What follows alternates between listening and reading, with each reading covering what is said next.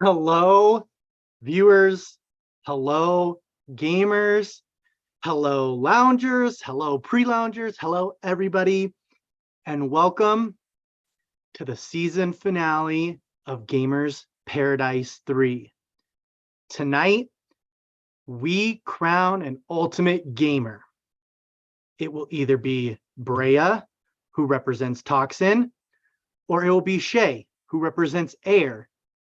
And all of that comes down to what the loungers will do. We have an elemental alternate ending, which means their debugs represent whatever was the elemental chart. So they could want to vote for someone, but their debug is worth ×0. It's all up in the air tonight. But without further ado, I'm going to introduce the loungers who are here to help claim and title a winner. So up first, and I'm going in order you all were out if they're here. Up first, we have Jocelyn. So Jocelyn is here. You can go ahead and jump on video for me, Jocelyn. And then up next is Carlos. Carlos is here as well. Then we have none other than the robbed goddess herself, Chanel. Chanel is here as well for us. And then another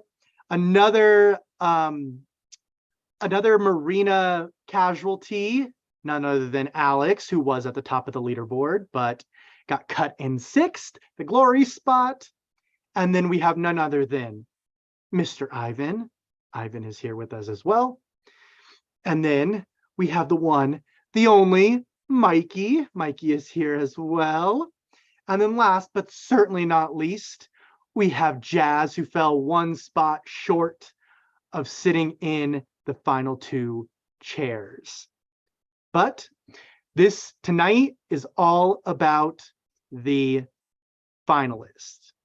And I have the finalists here with us. Up first, representing Toxin, is Brea, who has played a season here at I1, but is here and better than ever and now in the final 2. And then sitting next to her, we have Shay, representing Air, who also may have not had the greatest start to his I1 career either, but he is here in the final 2. And now we are going to find out which one of them will claim the title of Ultimate Gamer. So how tonight's going to work is Bray and Shay are going to do an opening speech. You will have 7 minutes. And then we're going to kick it over to the loungers. So loungers, you can hop off video until I call your name. Are we good with this? Is that what we want to do, Sandy? I think that's good. So the focus is on the final 2. And the person asking, perfect. So the other 7, then we'll call up. We have an order that the loungers are going to go. And then after that, we'll do closing. And then the loungers will submit one final debug on who they would like to win. So Shay, since you were the top of the leaderboard and determined the final 2, you can determine who will start opening speeches. Whoever starts opening speeches will have to, they will close. They'll close the closing speeches. I'll go first. Okay, perfect. You can, let me get my phone. Get my phone. And you can go ahead and take it away. All right. Well, first and foremost, in this, I want to thank production. They're obviously an amazing crew. We all love them. Drew and Sandy leading the charge. But Hannah and Rachel, Marcelo, Rocky, you guys are all wonderful people. And thank you for inviting me into this season. And I just really appreciate the opportunity. That being said, on to the real speech. The first thing that I think I'd just like to do is apologize to a majority of the people on the jury.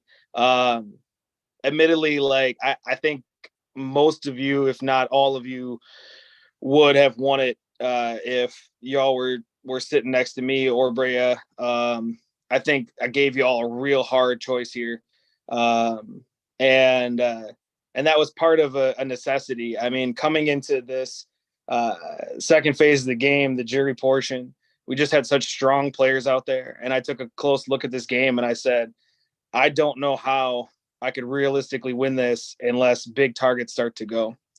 And so I ended up playing a game maybe a little too hard in the middle, admittedly. And so there was definitely times where some trust was built and then broken. And I just wanted to shout out apologies for that. Specifically, a few times I think in this game, looking back on it in the last day or two, it kind of got to me. Alex is one. The votes were definitely there. I really wanted Alex for me and you and Mikey potentially to get to that end. But when you and Mikey were sitting there in that ending space in that round when you went out, I knew that without me and Mikey getting to a final three, that I could not realistically, try to push to keep you, because I didn't think that if you went to the final and were in the spot that I was in, that no matter what at that final four, I would get voted out. Luckily, for my sake, Jazz and Brea had a similar thought. They believed that their best shot was with me, and we're voting your way anyway, and my vote didn't end up mattering. But it really sucked voting you out. And I just wanted to say I'm sorry for that. I don't know if he's here, but Reynolds, I wanted to give a shout out to him too. We were playing this game from the beginning for quite a while, and he ended up being such a big force in this, with the big votes with Taisha, and just being a real leader in a couple of the alliances that we had, and being really close with Alex, that he became a big threat for me. And me and Jocelyn playing the middle like we did, we ended up swinging over to vote him out. And I tried a couple times to build that relationship back and reach out, and couldn't get him before it happened. And I really apologize for. And then lastly for Jocelyn, because we were talking about going to the end together. And then I think near the round where you went out, I realized I don't think I could beat you at all. And so when the house came to kind of take a shot, luckily I was CPU that round, so I didn't have a vote, but I don't know if I would have stood in the way, and I'm just being honest there, because you were such a threat. With the apologies done with, I'd like to say thanks to Alex and Jocelyn. Y'all were my number ones in this game, and I had absolute pleasure. I really had a pleasure with everybody, though. It is all love and respect from me, and no matter what you guys choose, I support it. I'd also like to thank Jazz and Brea, because they were for you two near that end to, for taking Alex out for me to get here. I definitely wouldn't be here. So I wouldn't be here, if it weren't for the majority of y'all. Chanel as well. I would like to say one of the true things in this game that I did, though, was able to kind of build relationships, and I think have people think that they had a shot working with me, and I was very active in it, which allowed me to have a vote like when it came down to me and Carlos, where the entire house, for the first time in a number of rounds where there's controversial votes, one side stacked up against another, the whole house agreed one way. The whole Paradise Island agreed to keep me. And I will say, I think that speaks to some of what I was doing in this game. My story, hot and sweet, because I think we're already running out of time, is I started off with Reynolds and Gibson. Very quickly, I realized that was not going to go very far, and we joined the late night crew. I wanted this late night crew group of 5 with Taisha and Jazz and Jocelyn and LaJuicy to get to the end. And unfortunately, Jazz kind of pivoted in a different direction. Luckily for me, I always was building secondary and third things, and that included Outsiders Alliance with Alex and Mikey, which kind of became my main thing. And we built that into a missed shots crew that also included Reynolds and Jocelyn. And then once I realized we're in that stage of the game where if I'm sitting here with all these huge threats, I don't think I'm going to make it, I started to play a pivoting game, and really kind of turned a little bit of a villain. I grew my villain beard out. But there's still nothing but love for people as we go. This was just the best path that I thought I had, and we kind of executed that. The strength of the game, I'll say, I think if you are looking for reasons to throw a vote my way, which obviously I appreciate, I was always super involved. I was always willing to be there for conversations. I was also always on the right side of the vote. I always knew what was going on in the House. I always knew what was going on the island. I always knew where the vote was going to. As I mentioned, when it came time to choose whether or not to take me out, everyone chose to keep me, which I think states, shows that those relationships, were there to at least a degree. I always gave myself options. That was the way I played this game, was not to just sit with a couple people and ride and die, but to give myself options and maneuver, because I was able to separate out the relationships that I was building in this game, which I got a lot of love for, like I said, with the actual gameplay and what I could do to get myself here. And the biggest one that I'd say is that I managed my threat level. I recognize going into this, it plays a lot like Risk does, where if you're that first person and you start getting, big acclaim, you're going to get taken out. And that's exactly what we saw. So I was doing stuff like even throwing challenges in the first half of this game to make sure I wasn't viewed as a huge threat. And so when it came to the end, I was in that right spot where we take out that last big threat of Alex, and I'm the one who gets to go directly to the end. So there was things in this game I did, but no matter what, I appreciate you all. Thank you, Shay. Thank you so much.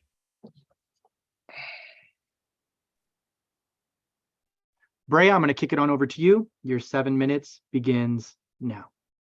Okay, so I'm going to get straight into it. The reason why y'all should pick me to win and represent this season, from the very start of this game, one person did stick out to me, Julia. We recently played together in a mini called The Traders, and Julia repeatedly targeted me in that game. I recognized, and I had to try to convince Jocelyn to set up an order in order for me to get out my very first target, Julia. So for the sake of my own game, I struck a deal also with Chanel that if Julia, I recognized that Julia may have bought the floaty power, and I struck a deal with Chanel that if I knock her down, she can knock her down again to ensure that she's a final glitch. This move successfully removed my initial target from in the first round.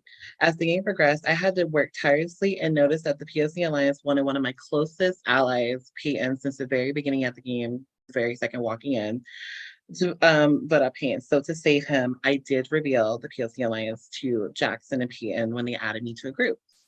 So, but it backfired when Jackson turned against me, obviously. I then had to pivot and play the victim while laying low. So to divert attention away from Peyton, I created a distraction by fabricating lies about Mikey, causing a heated argument with Carlos. This unexpected rivalry led me to target Carlos for the remainder of the game because I did not expect Carlos to jump in it, which I did not trust Carlos after that. During the beachfront level, I bought a power to help Peyton. And when Peyton was a glitch, I did anchor Gibson down to ensure that there's someone there to go home instead of Peyton. And after Payne's departure, I found myself excluded from the POC Alliance and not added to any alliance at all. So therefore, when Taisha was voted out due to Carlos flipping, I seized the opportunity to shift blame for exposing the POC Alliance onto him. This maneuver gave me allies within the POC Alliance and elevated my game position, and also kind of lowered my threat level after having such a high one in the first 3 weeks. By level 8, I secured the win in the CPU competition. I used this victory to showcase my loyalty to the fellow POC members. I struck a deal that if Reynolds and Jocelyn were to leave, Carlos would have to follow shortly after. In the refresher competition, I skillfully influenced others to secure my safety with only 3 popsicles. And also with my power, which cleared me overall for the round. I initially wanted to work closely with Jocelyn, but circumstances forced me to betray her to ensure that Carlos would go home in the following weeks. And also when I asked Jocelyn a question just to see if she was going to lie to me, when Shay had run to me that Jocelyn threw my name under the bus to expose that, like, he would break a tie in someone else's favor. I asked Jocelyn 3 times. She did not admit it. So I thought that if she lied, I was going to have to get her out. But yeah. So I also maintained connections with other people outside of POC Alliance, making them believe that I was a lone wolf. And the POC Alliance remained, all my deals with POC Alliance remained intact. So it was in level 10, I won my second CPU in the Apex level, and my allegiance and deals with POC Alliances stuck. It was crucial for me to win, but it was also crucial for me to knock someone out because Chanel was my closest ally after PM went home. And with the whole Carlos vote, I did in the PSC Alliance, it was a little bit of, flipping going to happen. I had to ensure that Carlos was going home. So I made sure to constantly badger Ivan, Jazz, and Chanel to ensure that Carlos went home that round. So after Chanel was gone, my next closest allies were Jazz and Ivan. Jazz, and she was real with me, and we had a call and we spoke about everything. And I really appreciated Jazz in that moment because she was just super real with me. Ivan, because he always checked on me, making sure I was doing all right every single day, like literally making sure that my feelings and my mood was good. So I stuck with them in the end. And then recognizing the pending final two deals, among others, I secured my partnerships, particularly with Jazz and Shay, assuming that they would make it to the end to ensure that one of them would choose me. I knew that in order to make it to the end, I had to stick to my word and hopefully get out Alex and Mikey, which I didn't want to originally do Alex at the beginning, but then when I saw that she was going to make it to the end and I already had the final two with Shay, I knew what I had to do. In conclusion, I was never afraid to express myself or assert opinions in any conversation or strategic decision. My loyalty remained intact until it became clear that it no longer served my best interest in the reaching whatever point it was.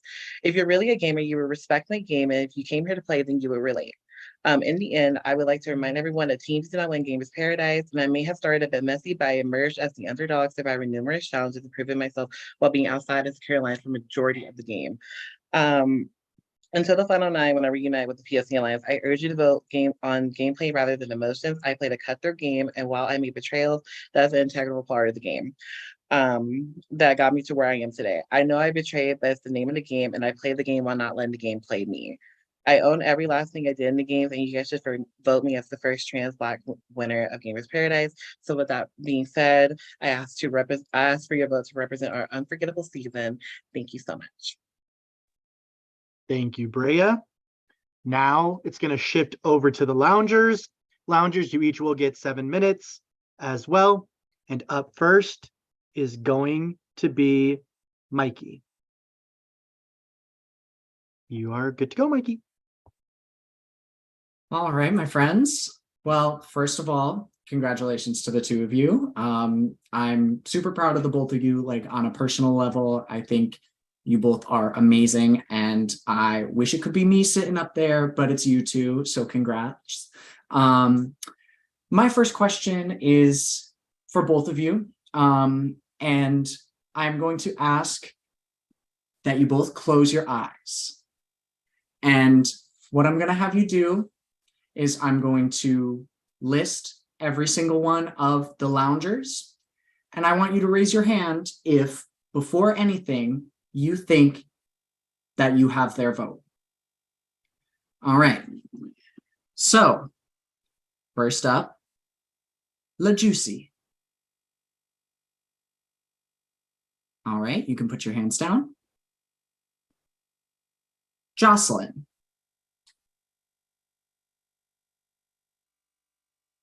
All right, you can put your hands down. Reynolds.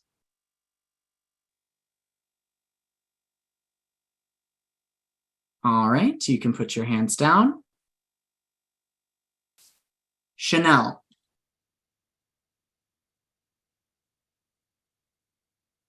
All right, you can put your hands down.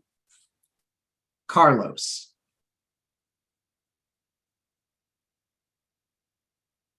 All right, you can put your hands down. Alex.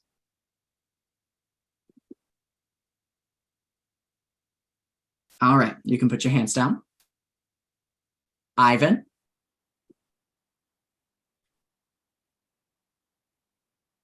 All right, you can put your hands down. Mikey. All right, you can put your hands down.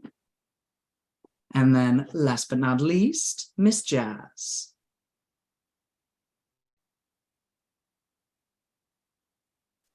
All right, my friends, you can put your hands down and you can open your eyes. Thank you for that.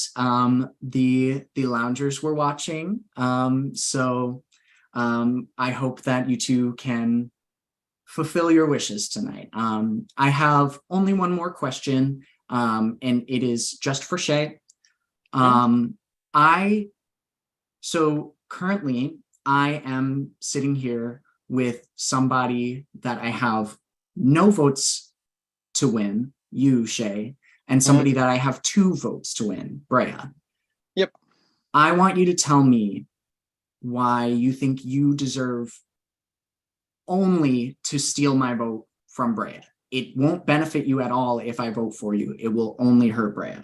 So what, like, kind of let me know where your head is at with that. Yeah, I mean, truthfully, you're a 2-vote swing, right? Like, that's what that means to me. It's the equivalent of somebody had 1 vote for me and 3 votes for Brea, right? Like, the point is that, yeah, like, in this game, like, the elemental chart definitely matters. And if you choose to vote for Brea, your vote would impact for her much more than it would to vote a 0 for me. Absolutely. But, like, realistically, I said this a couple times in this game. I think I said it when I was on the block originally next to Carlos. I respect your game, and I just hope that you vote for whoever's game that you respect the most. And I hope that's me, regardless if it's a 0 or a 2, right? And that was kind of my goal going into this is just hoping the fact that, I'll earn some votes, whether they count for 0, 1, 2, 3, whatever. Awesome. And then I'll let Brea speak on that as well. Why should I give you my 2 votes rather than giving Shay nothing? I feel like I feel like I had not had alliances with almost everybody in the game starting out. I feel like I had to really work to get here, especially since the beginning I was playing a little messy. So I feel like I righted my wrongs with the mess that I played in the beginning, especially with, certain alliances and stuff. And I feel like that should be appreciated, that I really had to work my ass off. And I went from being like one of the people to get out in the beginning to laying low to making it to this point. So I feel like it should be represented in like a season. Like, I feel like any time that someone plays hard and didn't kind of get a coast through should be represented. So that's why I think that you should definitely or vote me. Can I comment on that? I did not. I think anybody. No, sorry, Shay, say what you needed to say. Oh, no. I mean, just that, like Brea saying she had a messy beginning and then worked hard to get through it. I worked hard the whole time. I consistently had people working with me. I consistently had engagement. I consistently recognized where it was in the game. And then I consistently corrected it when the people who I was hoping to trust proved that they weren't trustworthy, which I also noticed early enough to pivot over and over and over, right? Like, I had people that I thought were with me and that maybe weren't, pivoted again. It happened 3 different times. So, like, and then found the people I could trust and rode that out to the end. And then had a backup plan for the end so that just in case I had other options. So it was plans on plans on plans here. All right. Well, thank you both. My vote is still open. I really want you to earn my vote, the both of you. I think both of you have really great cases in the end. I think that both of you would be a great representative winner of Gamers Paradise 3, but I need you to earn my vote. And I'm not going to lie, I'm probably going to be one of the easiest loungers that you're going to get. So be glad that you got me first, so you got a little warm up. I love you both. Good luck.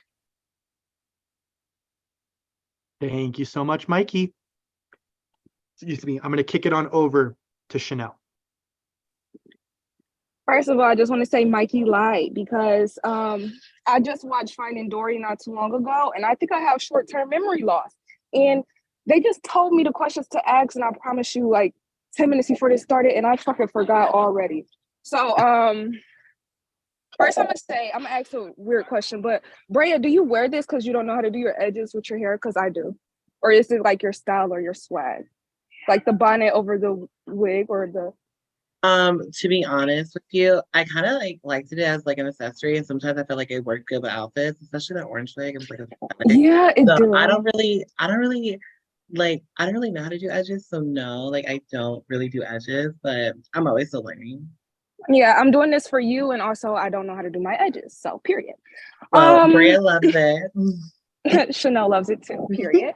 Fuck. Okay, so I'm gonna ask you a different question again, Brea, and basically I know you targeted Carlos a lot, and a lot of the beginning of your game was pretty messy. Was it all strategic or were you emotional?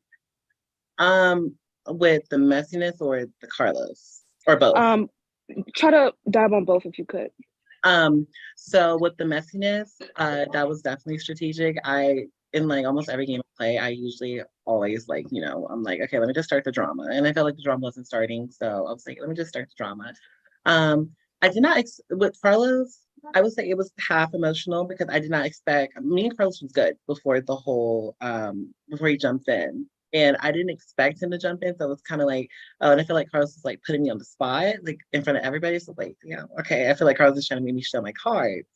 So I felt like if Carlos did that in public, like what else would he do? So I didn't really trust Carlos. And especially after the whole Taisha stuff, I was like, oh, you can do it to Taisha, you can do it to me. Like, so it was half like with Carlos, it was half like strategic, but also half emotional. I will admit. Understood. I appreciate that. Thank you. Now this question is for Shay. I haven't worked closely with you throughout this game. I think we had one game conversation that was on our one phone call. So I don't know much about your game. But I would like to know, what move did you make that was yours? Not nothing that you followed, not nothing that you heard, but something that you originated and it worked and it happened.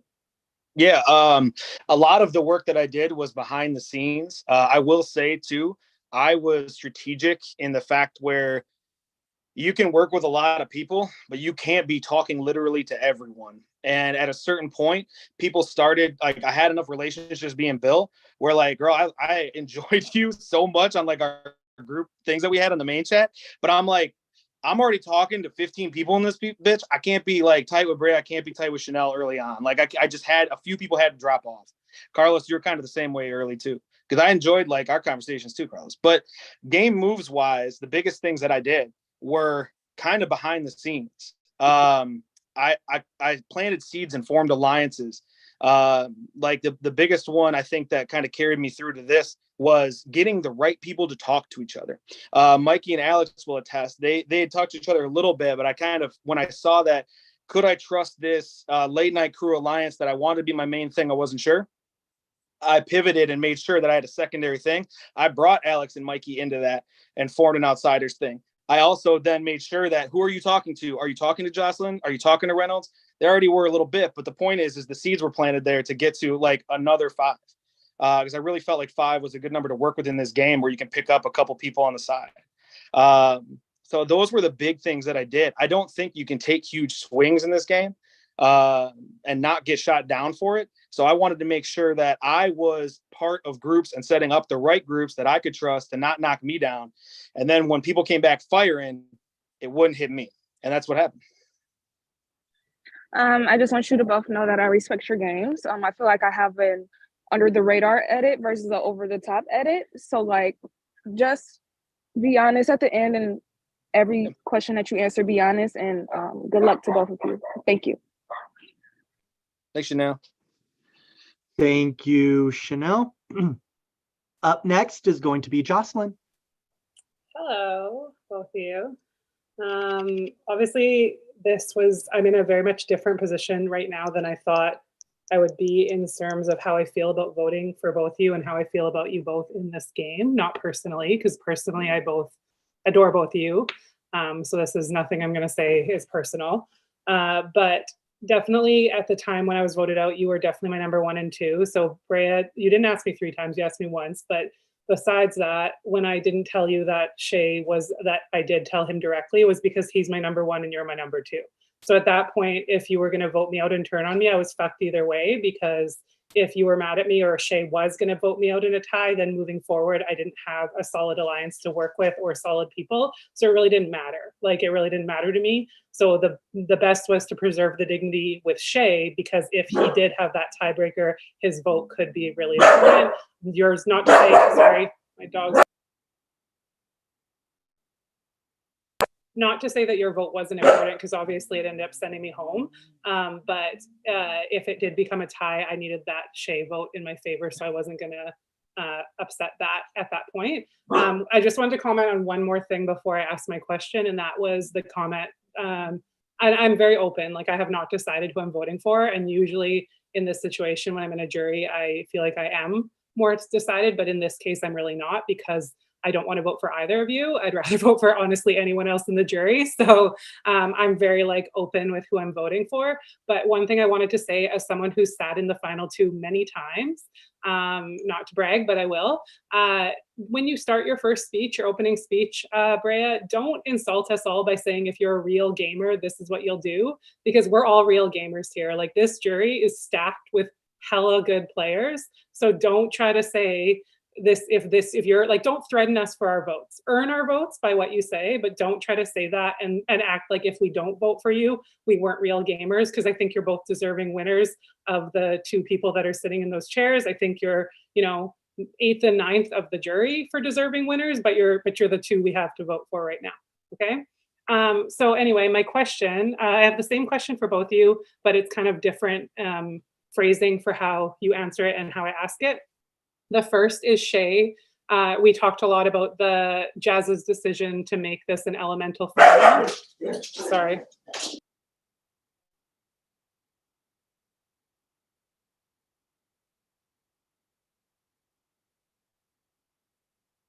The suspense. The suspense. Yeah, I'm pausing her time. I know she's doing. Oh, there she is back, and I have. Sorry. You're good. Just letting my dogs outside because they're going nuts. You're good. Sorry, we talked a lot about Jazz's decision to make this an elemental final. And in that conversation, we talked about Brea having 13 and a half of the jury votes, and compared to like my 8.5 and everyone else in between. So obviously I know why you chose to bring Brea over Jazz, because of what you talked about in your opening speech, and of that you both possibly have made some decisions in terms of lying in the game. But if you could be sitting next to I think maybe just still walk me through kind of why you did what you did at the very end. And then if you could be sitting next to anyone in the jury, who would it be, and would those elemental points matter? And then Brea, I'll get you to answer that same kind of question. Like, you and I didn't talk about the points or the ending, but if you could sit next to any one of us in the jury, and it can be any reason, like points or otherwise, who would it be and why? But Shay, go ahead first. Yeah, I'll try to keep it fast. I positioned myself to get here any of a couple different ways, either Alex winning or me winning for that final leaderboard, top of the leaderboard. And I felt like I could get here in either one of those directions. So I felt like I positioned myself well there. But if I would have had a choice of anybody on the jury to swap out with, honestly, I probably, like, this is going to probably shock some people, it'd probably be Alex. I think I might have preferred that. I just think it was one of those things where as time went on in the game, I wasn't like, I think Alex, we were pretty tight throughout the whole entire game.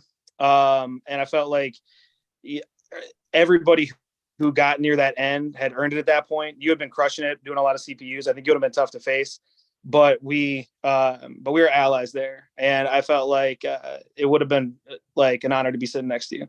As far as the votes go, I don't care. I took a look at that and I tried to take a hard look, and I realized something. I want the person to win who best represents this game, whoever you guys think. I think the votes will like even themselves out in that way. I don't know that, like, I wasn't trying to curry favor with specific people. Either I played a good enough game or I didn't, to get the majority of the votes. And I think it about equals out anyway. So yeah. Thanks. Before I say that, can I speak on something that you said, please? About everybody being real gamers. I think you misconstructed what I meant. I meant, like, if you like real gamers, they respect like the game. That's what I was meaning. Like, if you were like a real gamer, like you respect the game, not like really like. I like, it wasn't like saying that you guys are not real gamers, because everybody came here to play. I was just kind of saying, like, if you're a real game, you respect the game. Sorry.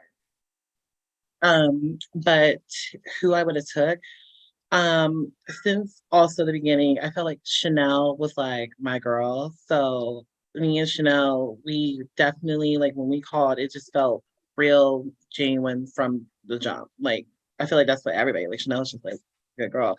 And I probably would have took Chanel, because from the beginning, like, it was just like an instant click. So That's it was fair. probably Chanel. Yeah, cool. I think that's all for my questions. I don't know how much time I have left anyway. But good luck to both of you. Like I said, I really am open, so I am listening and taking in what everyone's saying. Clearly, you both think you have a shot at my vote, so keep fighting for it, and we'll see where it goes. Thank you, Jocelyn.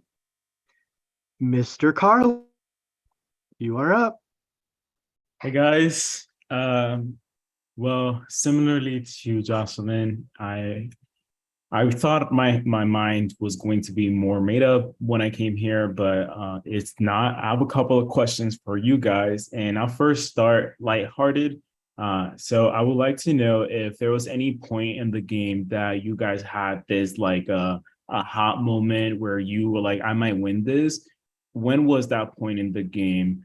And alternatively, was there any point in the game where you felt like you had no shot at winning or that you were just going to lose? And how did you turn that around? I can go first. I can tell you that I sat in my hot tub giving a confessional to Sandy right before the Thursday's 6-person showdown. And he specifically asked me, do I think I have a shot? And I said no.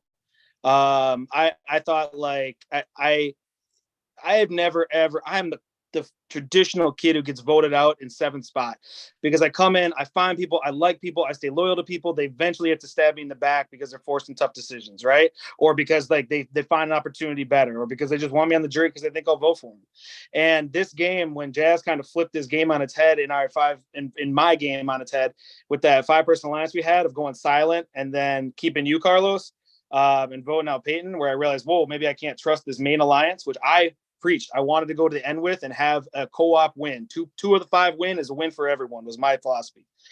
I decided to go a little bit more villain mode, and I don't know if I really like that. If I play another game, I think I'd maybe rather even go out 7th. So do I think I stand a chance? I mean, I'm 1 of 2 people. Of course, there's a chance I'm going to win this. I think comparative to Brea, I would vote for me because I didn't create drama and sloppiness, and I did switch around on people, and you know what I mean, like burn people for sure, but we both did. So our game is similar in that way. But yeah, that's about it. I hope that answers your question. Let me know if it doesn't.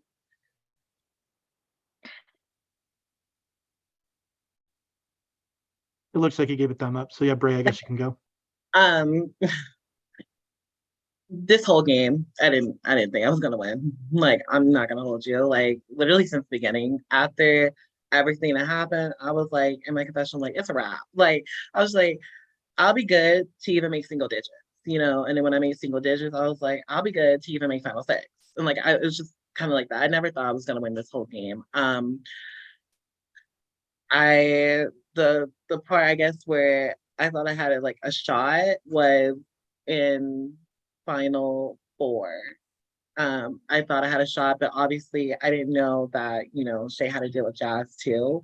So like, I thought I had a shot, but with the way the whole game went, to be honest with you, I didn't think I was gonna win. I mean, but production did hype me up at the beginning of the season because I think it was Marcelo came in my thing walking into the winners thing, but I think he did that with everybody.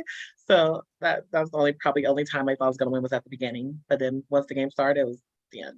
So I was like, sweet. Thank you for your answer. And now for a bit more of your game style question. I think this season or this game format plays for like a pretty good balance between like a fluid game where these games change every round and a rigid game where you kind of have to make a decision and stick to something. And I actually think that ironically, you guys end or from the way I see it, you guys end on either spectrum, one or the other. So with you, Brea, Julia, actually, when I talked to her, you were one of the people she was more interested to working with. So it was surprising that because of something that happened in the mini, who knows when, you were so gung-ho about going after her and you were like set and you didn't give her the benefit of the doubt. Similarly to me, I called you out because I saw the bullshit that you were putting. And after that, I was not really concerned about you. Like I was not targeting you. I acknowledged and saw other people as threats way before you. So and you were still like so rigid on wanting to get me out. So I think like that rigid mindset really like closes a door and doesn't open the opportunity for building something that could have been there. On the other hand, Shay, I think your game was very fluid, and it was so fluid that I wonder how much did you actually, or was there a point where you sat, like, put your foot down and said, like, no, this is what's going to happen, rather than just kind of assessing what everybody else kind of wanted and doing things behind the door, like behind the background to change things. How do you guys defend that of your game, which I think they could be weaknesses depending on how you look at it? I'll go first. With the whole Julia thing, I feel like no one was really throwing out a name. So it wasn't really much to go off of with anybody because it was at the very start of the game. So I was just like, well, let me just use this because it happened like, it was actually recent.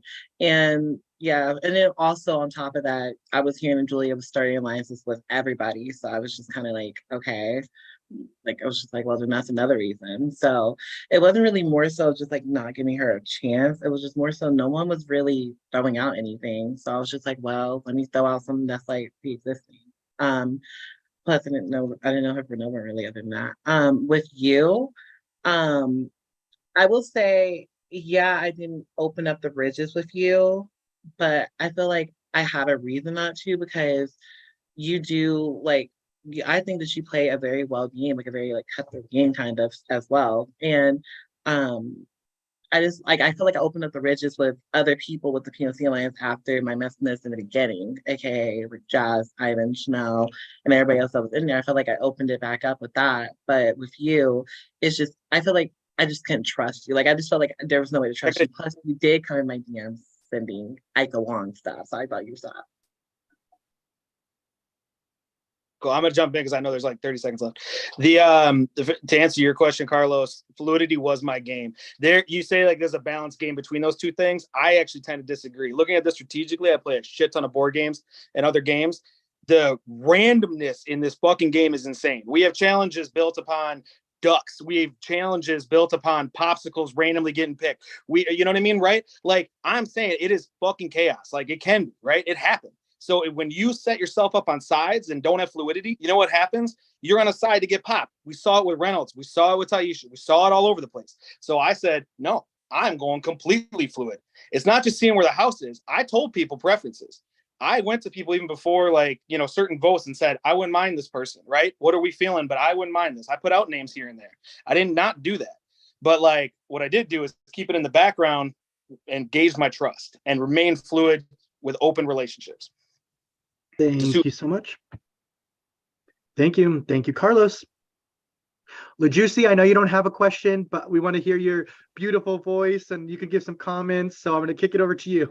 Okay, well, I asked my best friend to give me a question, so he gave me a question. I didn't give you no question.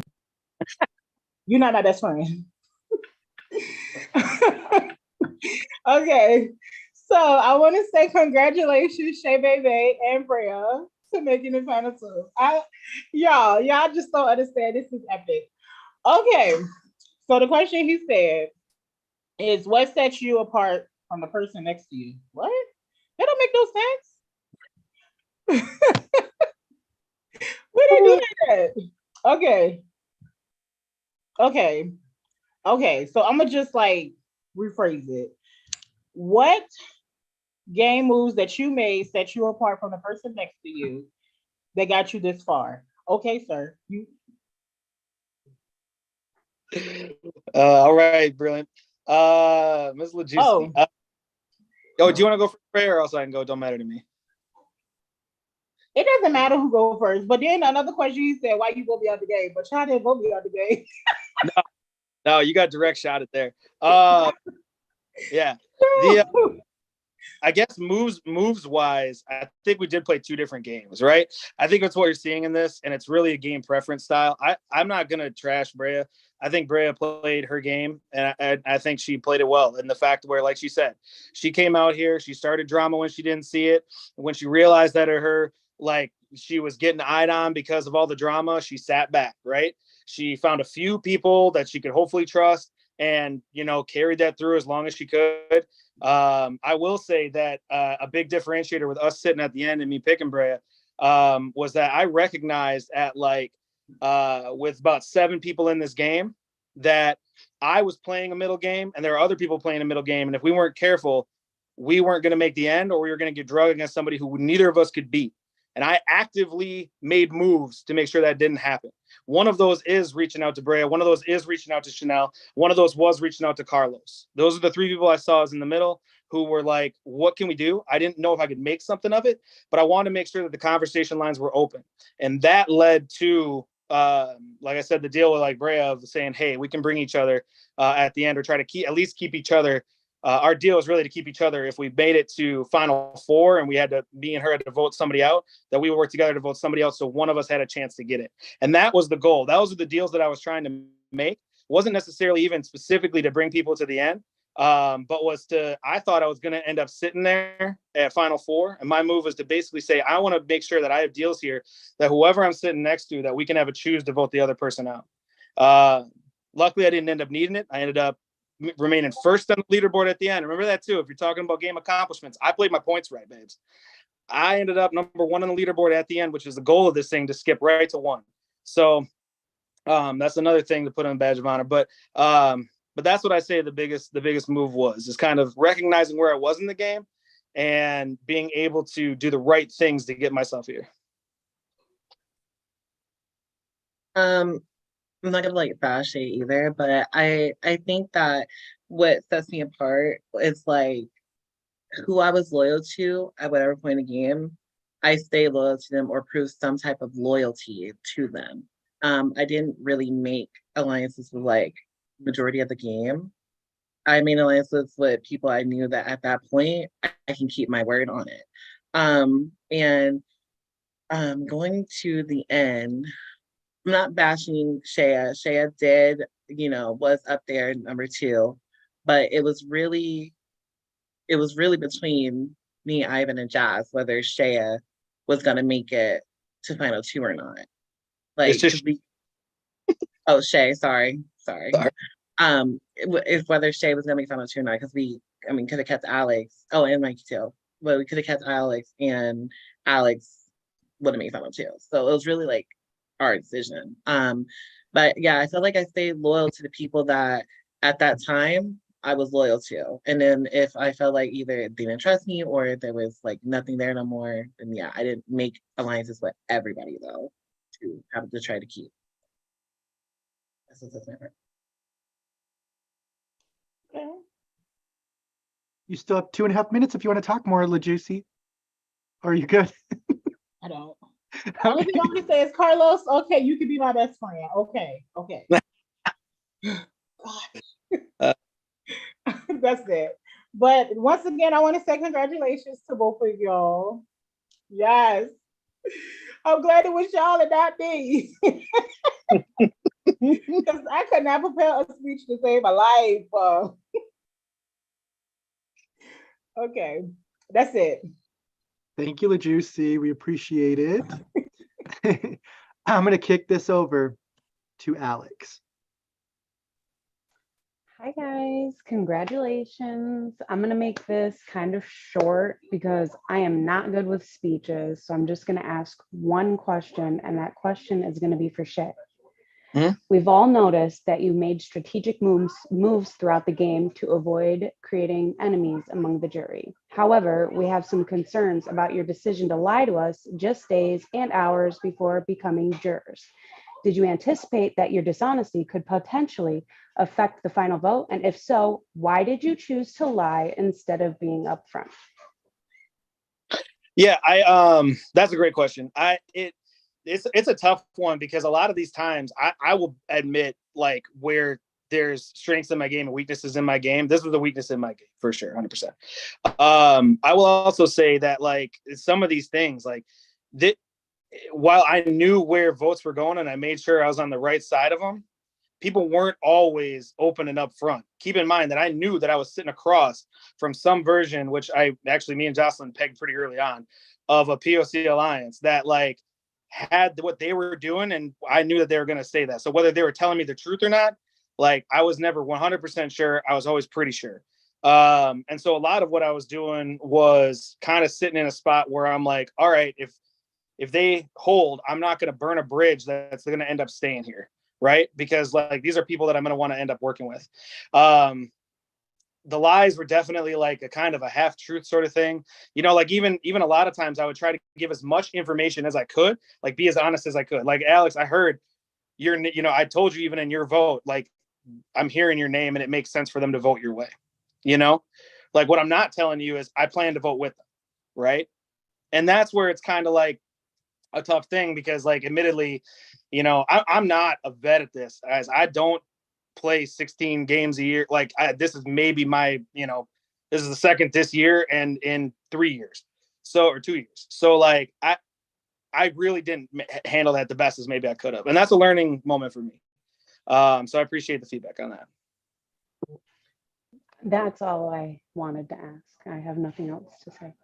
Thank you. Mm-hmm. Yeah, if somebody can coach me how to answer those scenarios, that'd be great. Thank you so much, Alex. I'm going to kick it over to none other than Mr. Cup King himself, Ivan. Well, Carlos, why was that shocking? The mouse was on the floor. Anyways, I want to say congratulations to both of you. You did what 9 others couldn't do. You're sitting at that final 2 seats. I think both of you both represent your elemental charts. Like Shay, Bria, you kind of kept like a poison toxin in the whole group from that round 2, telling Jackson and stuff like that. And I said Shay because I look at everyone in the jury and I'm like, I know Shay was playing the game, but I don't see Shay's move. It's like, blah. Like, what did Shay come up with? I like you've talked throughout this jury, and that's like the icky part for me that is stopping me from wanting to vote for you. What move did Shay come up with, not agreed to do?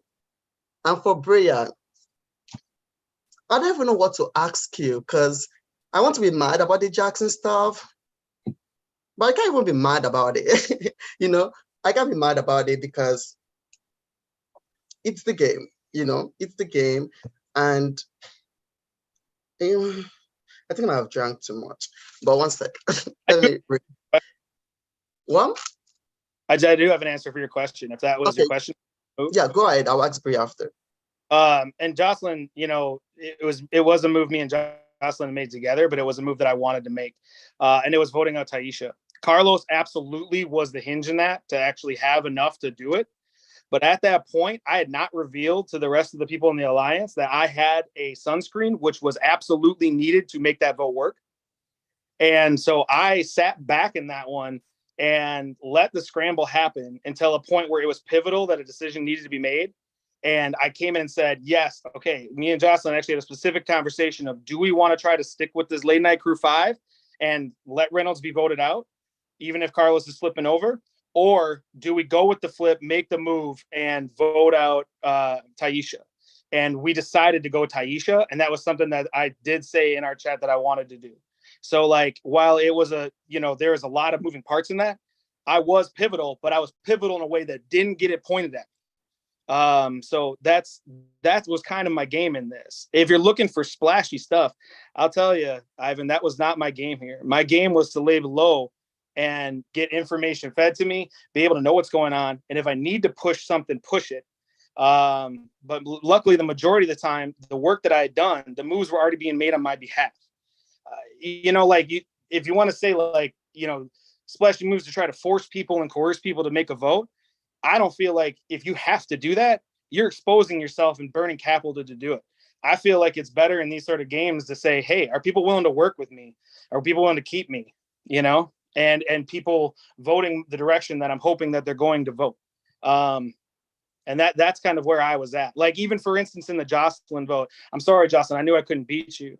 Jazz came to me and said, I'm worried that you're going to, be burned on me if I vote Jocelyn. And I made sure she felt no. So like relationship wise, I felt like my job was to enable people to go the directions that I wanted to in this game. Because I'll tell you, the way the vote outs went was exactly the way that I was telling Prod Chat that I wanted them to go. I can respect that, but the icky part is now was that both your ideas or was that Jocelyn's idea? No, that was If it was both your ideas, I can respect it. Jocelyn. I came to Jocelyn and said we need to burn this thing down when Jazz voted out. Like we both, it was not Jocelyn's idea. Now it's following. I did not follow as much as you think in this game. Once again, building alliances, I did not follow. I created them on the other side that you weren't a part of, Ivan, but I created them. I made moves in the background of this game, just not the foreground, because I did not want myself as a target, because I knew that if a time came, because it's so random, dude, I ended up facing against Carlos. Okay. And that, by the way, another move there of winning that one and making sure the teams were aligned, that even if I didn't win the challenges, that I was sitting next to somebody who I thought would be voted out against me. I was playing this game from front end and making subtle. You've been saying front end, back end. This is the time for you to tell us what that is. Like, I keep hearing back end, back end. What were you doing in the back end? Because I didn't work very closely with you in terms of strategy wise. So I don't know what that back end looks like.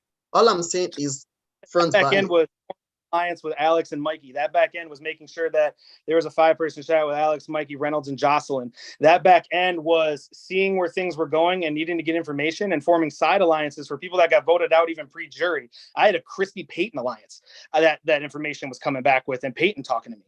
I had people coming from all over, the information coming from all over, and that's the moves. The moves were making sure that I had the relationships. The moves were making sure that I was active with people. The moves were making sure that I had the alliances built and the trust built, that people felt like they could rely on me when I needed them to, and they did. That's what got me here.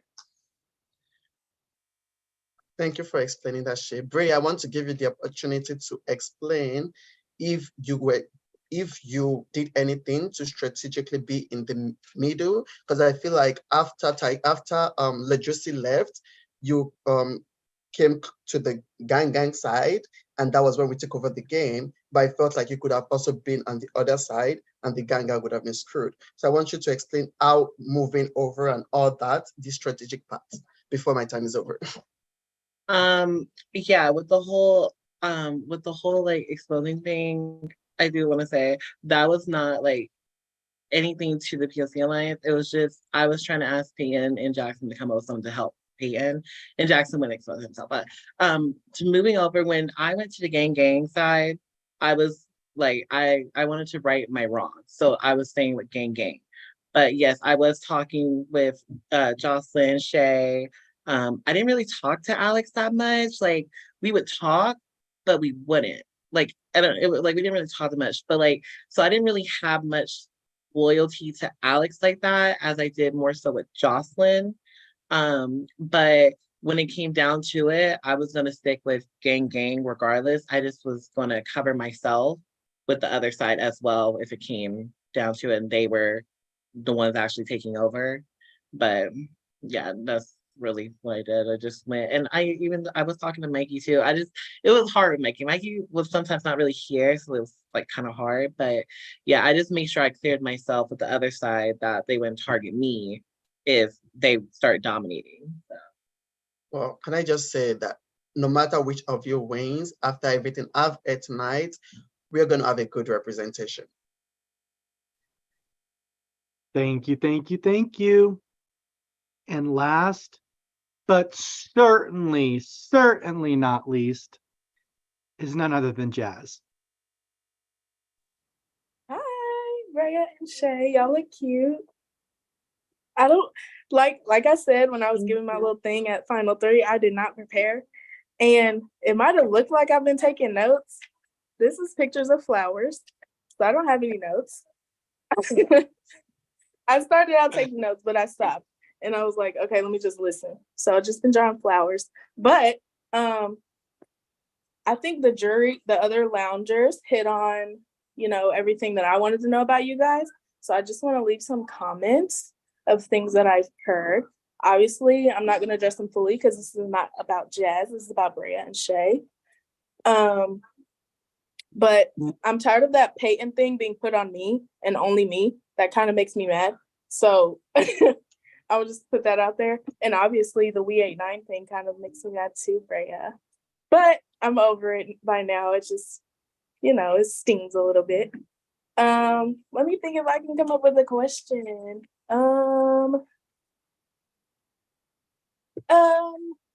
I got a whole 7 minutes, so like, just bear with me, you guys. I thought you said it's my God. Can you relax a little second while I do this? Thank you. Go sit down. Anyways, what has not been asked?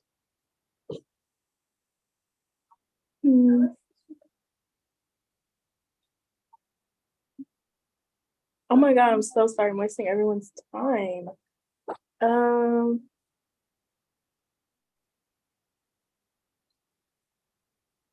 Questions. This is hard. Why am I nervous? I'm not even in the hot seat.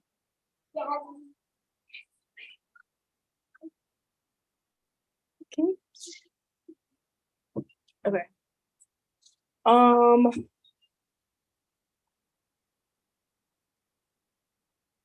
Not a thought in this brain. Oh my God. Okay, so let's do something fun. And I'm gonna say, if you could give your game a song, what would it be and why? Whoever can go first. Daddy, can you go back? This is when I wish I wasn't on my phone, so I could actually song titles on my phone. Like I'm on vacation right now. I'm at a friend's place. Oh.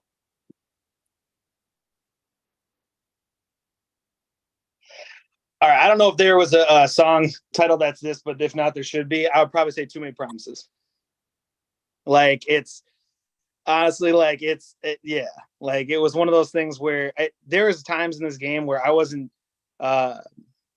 like it's a hard thing. I have this weird thing of like dichotomy. I think like, you know, Carlos Jazz, you being psych people would, you know, understand this dialectics of being able to have two congruent truths in your head at one time. I had a lot of that going on in this game because I enjoyed working with people. I earnestly did. I know some of you probably think that's fake. It was not. Like I earnestly did enjoy talking with you and working with you. And like a majority of like these alliances I did when I first started them, I was super hopeful and we were going to go to the end together. Our late night crew is it. And so for me, like that's where it kind of hurt me is when those things started to fade. I had already invested in that and made promises in that and made people feel good in those things. And then recognized, wait, I don't think it's reciprocal, but I can't prove that. So now I got to go make promises elsewhere. And I didn't love that. I think I mentioned it in another answer to a question. If I could take back one thing or play a different game that way, I think I would. But that'd be it. Also strategic. Slay. Yeah. So this is like a song that's like not mainstream. It's actually made by a video game. So Call of Duty, when they came out with the whole like song for Nicki Minaj and all them coming out, I would say when I wanted to right my wrongs, I felt like the POCs were like the barbs. So it was like this part specifically. You're cutting out, boo. Well, I guess you know, but she said pull up with the barbs, superheroes, no capes. So like basically it was like pulling up with the barbs, like after like making my wrongs and saving the season and saving Grayson. So pull up with the barbs, superheroes, no capes. That specific part. And that had to mix the Barbie world. Cause I feel like this game, it was just like Barbie world. Like it was just like I felt like once I was thinking over and then Barbie came back. And when Barbie was at her, I don't know if y'all seen Barbie movies, so let me not spoil it. Did everybody see Barbie, or do y'all want to see Barbie? Okay, I saw y'all. Let me not spoil it too much. But whoever seen Barbie, when Barbie went through what Barbie did, and then at the end, that's yeah. I don't want to spoil it, but that's yeah. I seen Barbie girl. I get you. Okay. How much time do I have left? Let's see. You have 2 minutes. Okay, so I'm so proud of both of you. This is great and so cute. I love you both. As far as game, like there's obviously some things that like make me feel some type of way. But as people, you guys are both great. So it's gonna be a hard vote. Cause at first, I'm gonna be honest, I was leaning one way 100%. But now I'm like, okay, I've heard both of you and like it could go either way. I'm gonna be up doing it. I'm gonna be deciding to the last minute, like I did with every vote ever this game, because it's been so hard because all of you are so great. But you know, We're gonna see who wins. I'm Well, proud girl, of both of you either way. my name.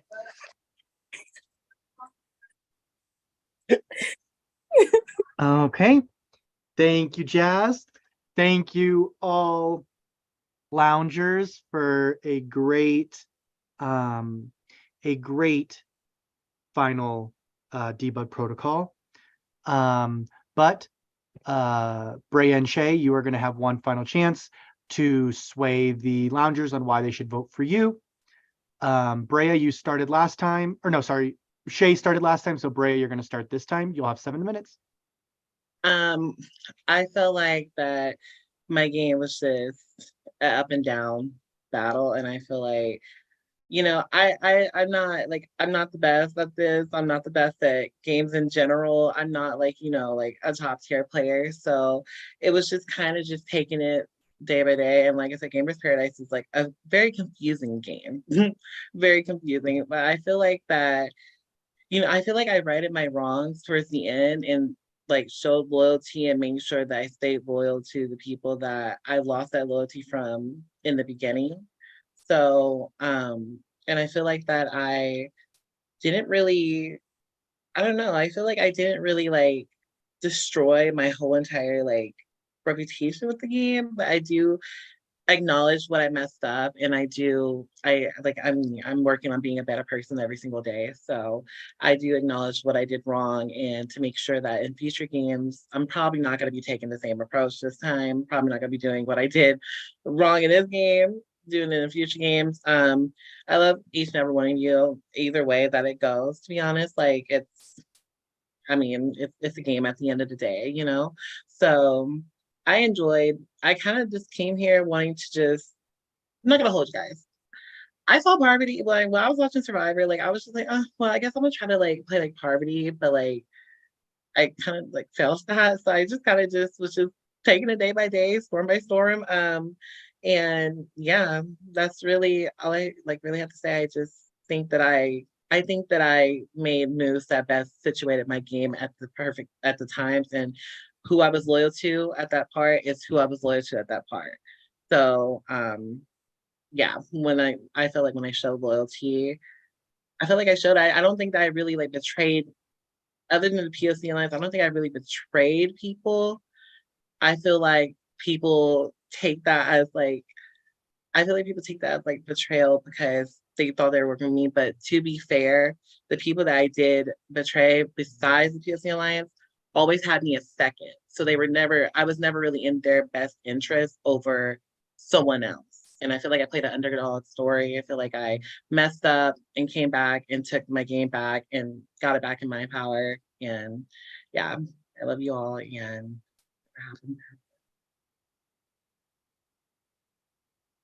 Thank you. Over to Shay. Yeah, I mean, they call this Gamers Paradise, but let's be honest here, this is Gamers Nightmare Fuel at points. But that being said, it is a game, and I feel like I played it the best. While confusing, I strategically operated this game the whole entire way of making sure that in a chaotic game, I had multiple options. I did make moves in the background. I did set up background things in the background. Even one thing I didn't mention, by the way, that was sort of a move here. Ivan, you could even attest to this. You were a part of it, was the Reynolds vote, where I coordinated going against the majority alliance that I was in after a vote out of LaJuicy, going back and being willing to work with people, right, to get a huge threat out of the game and purposefully not hitting people where I could have, which was even expected by that alliance, so that Reynolds went home without, by the way, burning my bridges there. So like there were moves in this game that I definitely did make. I just tried not to be flashy about it. I really feel like I hopefully can earn your vote. Well, did I play the perfect game? Absolutely not. But the biggest thing is I really just enjoyed playing with y'all, and I played my heart out, and I tried my best, and I tried to figure out at each step of the way, how can I separate out these personal feelings that I have from the gameplay, and what's the best move for the gameplay? What's going to get Shay to the end? And what I was able to do, I mean, I think the results speak for themselves. Nobody gets here on your own. Absolutely. I'm not trying to say I did in any way, but I did end up top of the leaderboard. I did get to choose who to bring here. And I did keep myself safe pretty much the entire way. Never a vote on me. And realistically, I don't think never really spoken of as a threat, to get voted out or to somebody to target, which is a big aspect of the game. I believe in a game where there's enough randomness where you can end up on the block for doing nothing or just random. People in Refresher had the least amount of popsicles and end up on the block. I wanted to make sure that I was never going to be considered a major threat that needed to go. And I was able to kind of help coordinate in the background some of these dominoes to fall of the major threats to leave your boy standing, which is the aim of the game, right? This game is not meant to take big shots and to get single victories. It's to win the war, not the battle. So I sat back in a lot of battles so that I could win a war. That being said, realistically, do I deserve a vote? I'm not sure. That's completely up to you, and I respect it either way. I got much love and respect for all y'all. I feel like all y'all played a hell of a game too. And it was really a pleasure. I never do this well on these things. Maybe this is why, but the point is I really enjoyed myself. I hope you all had a great season. I hope you all had fun. That's the goal of this too for me. I had a great time. And that's the real win for me. So I hope to get your vote. Either way, you got nothing but love for me. All right. I wore this shirt to represent kind of where I feel like I stood. I'm a kid in a shark, just trying to stay positive. All right.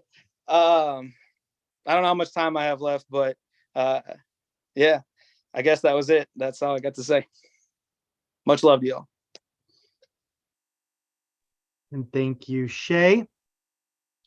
Thank you, everybody, on a fantastic end game and finale. Yes. So, one second.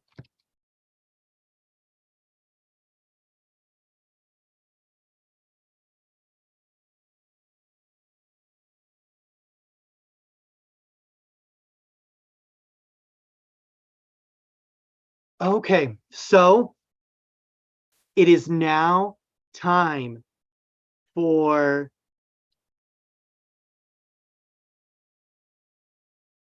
it is now time for the loungers to make their way over to their RAM unit and send me the name of the gamer you would like to win.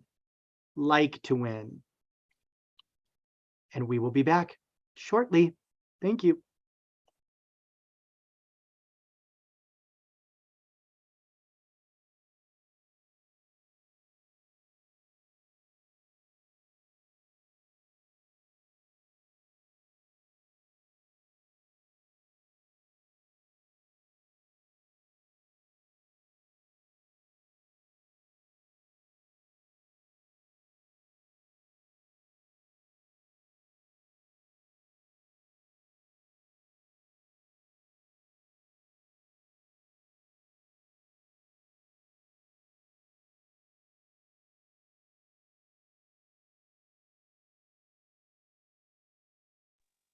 I don't know if any prod is doing the job, but if I will do it. Give me a second. It's okay. I have it in another place too, but yes, you could do it on that one sheet. I have another sheet that I need to do it on. Oh, thanks for letting me know that. Well, it's in the same sheet. You could do that sheet or go to the debug. Oh, chat. it's the same there sheet. too. Trust me. Oh. Gosh. Drew. We need the prod Gamers Paradise 3 next, and then we'll all be the people running the game, and then you guys can all play, and we'll see. Oh, I would love that. And we can torture every single one of you. No, thank you very much. Hannah and I will win. Hannah, just so you see it, I brought some for you so we can take a finally shot. done right by me. I did it. Thank you. I'll take it when the winner is announced. What about the pre-lounger joining? After the votes are read. I already drank for you, Anna, don't worry. That's not how that works. I'll pour it now so it's ready. Oh, I don't know if you saw my shot glass. Too glam to give a damn. Are we staying on video or on live for the other viewers? after the votes are read, like for the awards, or are we going off for that part? I think we go off, but I'll wait for Drew to answer. Sorry, I'm calculating votes. Oh What yeah, did you ask, sorry. No, Jocelyn? it's okay. Just wait. What'd you ask? No, it's okay. I What'd just you ask? asked if we, when the stream ends, like after the votes are read or after the awards. After the awards. Okay. Then after the stream ends, I will tell everyone the story of how Peyton almost kidnapped me. Like I was in Peyton's car and he didn't even remember. So it's a big thing. I told the jury a little bit, but like, yeah. So just FYI, like we actually have met in real life and like he didn't remember the entire game. So like he doesn't even know this yet. Like he still hasn't remembered maybe. So I'm excited to That's so reveal funny. this to Did y'all everyone. meet for like a game or just like just a No, regular yeah, I'll do the whole story. Okay. I just want to Oh. tell it on like a with broadcast where it's recorded, just because like it might come off the wrong way, even though it was ended up being very harmless. So Shout out to Peyton. Shout out to Peyton. Love you. That's tea, honey. I've been dying to know since I got the hint about it.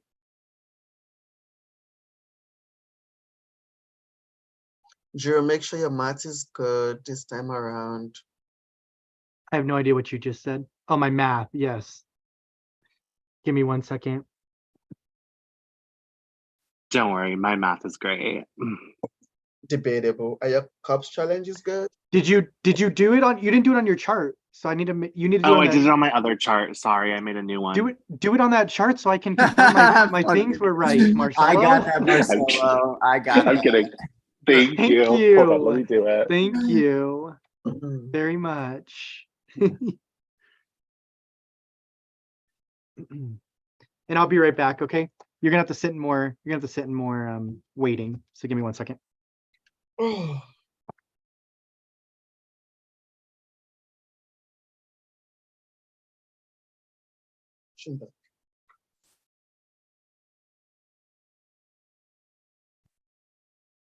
So Bria and Shay, how was it like being the only two left after the 4-person elimination? Stressful. Quiet. Like I said, this whole game stressful, especially this stressful. Honestly, I was kind of thankful timing wise of like I had to pack, I had a concert last night. So I was in mosh pits last night for 2 hours, raging. And that was in a different town. So it was 2 hours travel back and forth. So like I was busy work, that packing, getting ready to go, flying out, like thank goodness they kept me distracted because yeah. But honestly, I don't know. You got stressed, Bray? I didn't get too stressed. I mean, I just was stressed just because like I don't really make it to the end. So like it was just kind of like the anticipation. I never made it to like a final two, but in my mind, it's kind of like if you win, it's deserved. If I win, it's deserved, and I was happy either way. So I guess that's why I didn't feel the stress. I was like a relief that the game was over. Low key, kind of like the biggest part of it was just kind of like a relief. And also, Carlos, I saw that you were playing Mariah Carey, and she needs to come out with a new Christmas bop. I need a new bop to bop out too. So for Christmas. Sandy, did you check Prod? Thanks. Who can this game has ended, I'm looking guys. for. You're Yes, reading you what I guys know Big Brother. posted. And in the final count, there were 7 sunscreens played. 12, not 7. 12. I hated that comment. We had to add it up. Like that comment. That was like I left with a sunscreen. Like I can use it right now. I have a 9% tie between all the jury members to win because there were no votes. I don't actually know if I left with a sunscreen or not because I wasn't there. Did I end up playing my sunscreen in the vote? I think you did. You did. I never bought a sunscreen. I bought the sunscreen 3 times and I never I was used about to it. say, I think I only bought 2. I think I had 2 or 3. And used to. I was literally only buying like the level powers. Like I never was buying like sunscreen. I only had one. Before the Hey. game started, I wasn't gonna buy anything, and I was never gonna spend any of my points. But I It's decided Jen. I was going to try to save somebody. I was like in the first part of the game, specifically after round 2, I was like, I have to spend my points. I need to have every advantage that I can get. So I bought like at least one sunscreen, maybe two. I tried to get one of the, I got the half price power for the first marina. And then I think I tried to get something else, but I was blowing through those points. The only power I think I was like I very needed that thankful half for price. was like the refresher power. Like, well, majorly thanks to Chanel, but when the power like took like the rest of them out, it was like I with luck, it's not on my side ever in the world. So. That umbrella is the only power I bid umbrella, on. yeah. Well, I got That's the only power I ever bid on. I Yeah, got free I sunscreen. tried to get that half off and Mikey fucking got it. And I submitted my my thing so early for that. I didn't think I was gonna get it. I waited. I was like, let me wait a minute or two. I want to ask you guys a Time. question. That's why I was like, Go for it. I want to ask you guys a question actually. So, what was like the scariest level for like all y'all? Me personally, it was the Apex level, but like, what was like y'all's like most feared one? I guess like you really. Apex. That shit was Apex. stupid. For me, I it like was it. volley. Mine was Marina. Because of the wipeout. No, volley because of the first volley that we had, yeah, volley. especially because it was fully my fault that we lost that last round. It was absolutely 100% my fault. Chanel, Jackson, everybody they were like, Mikey, just send it. We have it right. And I was like, but what if we don't? And then we lost. And so when the next volley came, I was like, okay, here we go. Ivan is the reason why I even made it past volley both times because of because of Ivan. I did not understand the comp at all. I Mandy, I'm love calling that you out. comp. I think that Sorry, was I'm my calling favorite Candy out. comp in the whole game. I'm like, that's like a comp I can shine in. I think That was a good comp. I would have carried Mikey twice. Listen, but I picked Chanel because I heard she was a beast at that comp. So I was like, I'm getting her on my fucking team. The moment you pick Chanel, I'm like, we're screwed. Because I'm like, Chanel is good at this comp as well. Because we've practiced together. I'm like, she's damn good at it. I'm like, fuck. LaJuicy was amazing at volley too. I think that's like an underrated. He was very good at it. That, but like LaJuicy was key to us. Because she had the answer when none of us did. Always. LaJuicy, we're talking about how good you were at volley. Yeah, she lived up to her brilliant name. She is Really? beautiful. That was the and she telepathy is game. brilliant. I would say LaJuicy was definitely the comedian of the season. LaJuicy had me laughing like every whatever LaJuicy would say. The fact LaJuicy said it was funny. It was Like, the voice memos out of nowhere. Like anytime you got a voice memo, it was hilarious. That shit LaJuicy was can be hilarious. brilliant, and I'll be laughing out loud. Sometimes I just think of what she said when I'm at work, and I'll be dying of laughter. And they'll be looking But the quote of the season is interesting. interesting with the eyes emoji. it's LMPO for me. Oh yeah, Shana, I used your little thing that we talked about. I used it earlier today. Because I had orientation for this other job, and I was like, Bria has a question. So like, and then I was like, and then I actually did go blank, and I was like, Bria forgot her question. No, because it really happens. Like Finding Dory is real. I only forgot it because I only forgot happens because to the other everyone who person smokes, answered I my swear. questions. I didn't know what else to ask. The part she took me out was like Chanel was answering Ivan's question, and Chanel has forgotten the question. I'm like, good.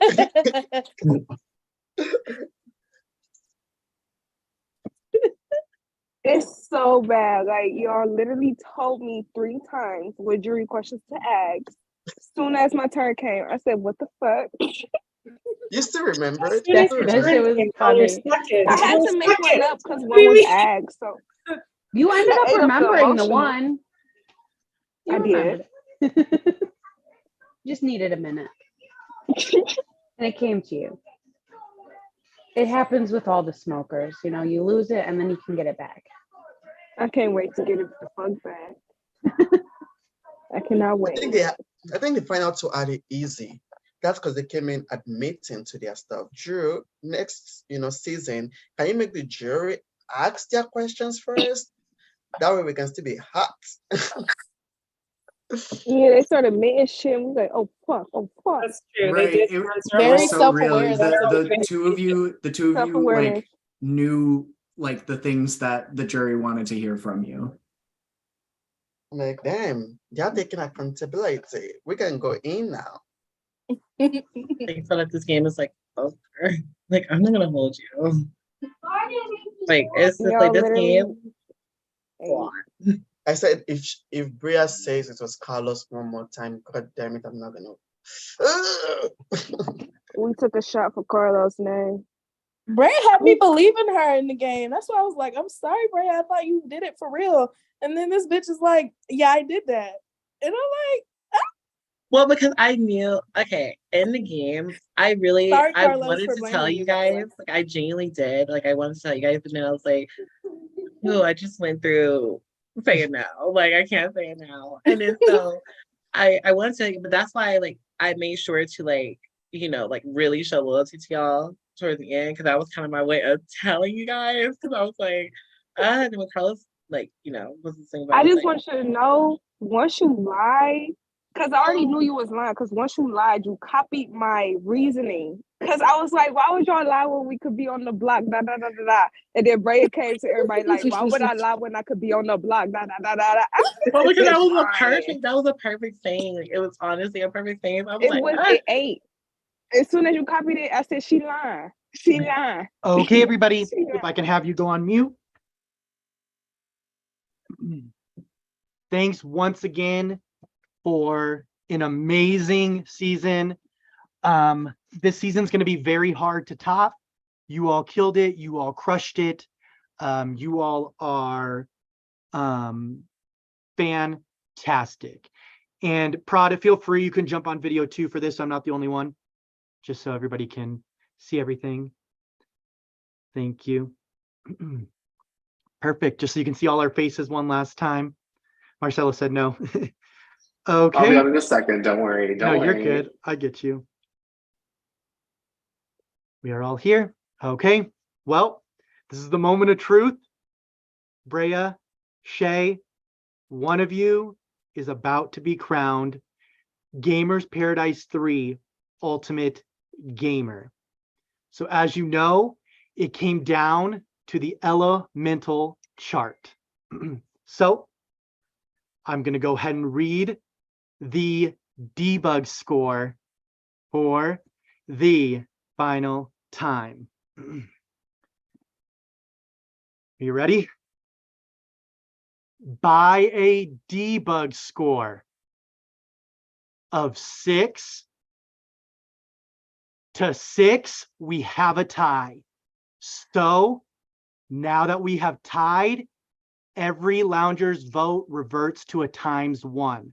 So whoever has the most votes from the loungers will win.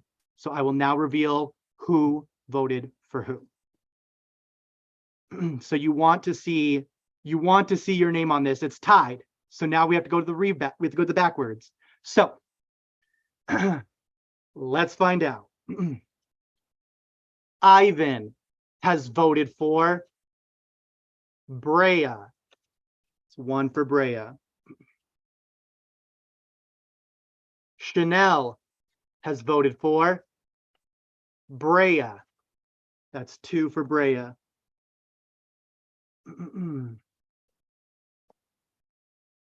Jazz has voted for Brea. That's 3 for Brea. 1 more or 2 more and you will win. Carlos has voted for Shay. LaJuicy has voted for Shay. Reynolds has voted for Shay. That's 3 for Shay, 3 for Brea. Alex has voted for Shay. That's 4 for Shay, 3 for Brea. Mikey has voted for Brea. That's 4 for Brea, 4 for Shay, 1 vote, 1 debug left, and it comes down to Jocelyn's. The winner of Gamers Paradise Season 3 and our ultimate gamer is, congratulations, Shay. You are our ultimate gamer. Congratulations. Go ahead and tell us how you're feeling. Honestly, I'm elated. I fully believe Brea deserved every vote she got there. I mean, what a finish. I just have love for y'all. I thank you. You all played a hell of a game. Admittedly, if me and Brea were up there against any of you, you would have won. So I'm a winner by default, but it's still a win in my book. I've never won any one of these things, and I just have love for y'all. Thank you so much for making this so special for me, especially in iSurvivor, which is the first real game that I played where like I'm like, oh my God, this is how these games are supposed to be played. And I was third boot, right? Because I was so bad. So to come back around and to have a chance and to take it, I got nothing but love for y'all. Thank you so much for your votes. Appreciate you all. Thank you for a great season. And I'll kick it over to Brea if you have any last minute words before we all give our things for you two. Thank God this is done. I honestly enjoyed the game. I enjoyed everybody. I'm not no like bitter ass person. Like Shay, you deserve that. You earned it. Honestly, I don't know. I'm just happy that I even got second when I didn't even think I'm even making single digits, and the fact that it tied, that was pretty iconic in my opinion. So I'm happy. Like I'm happy.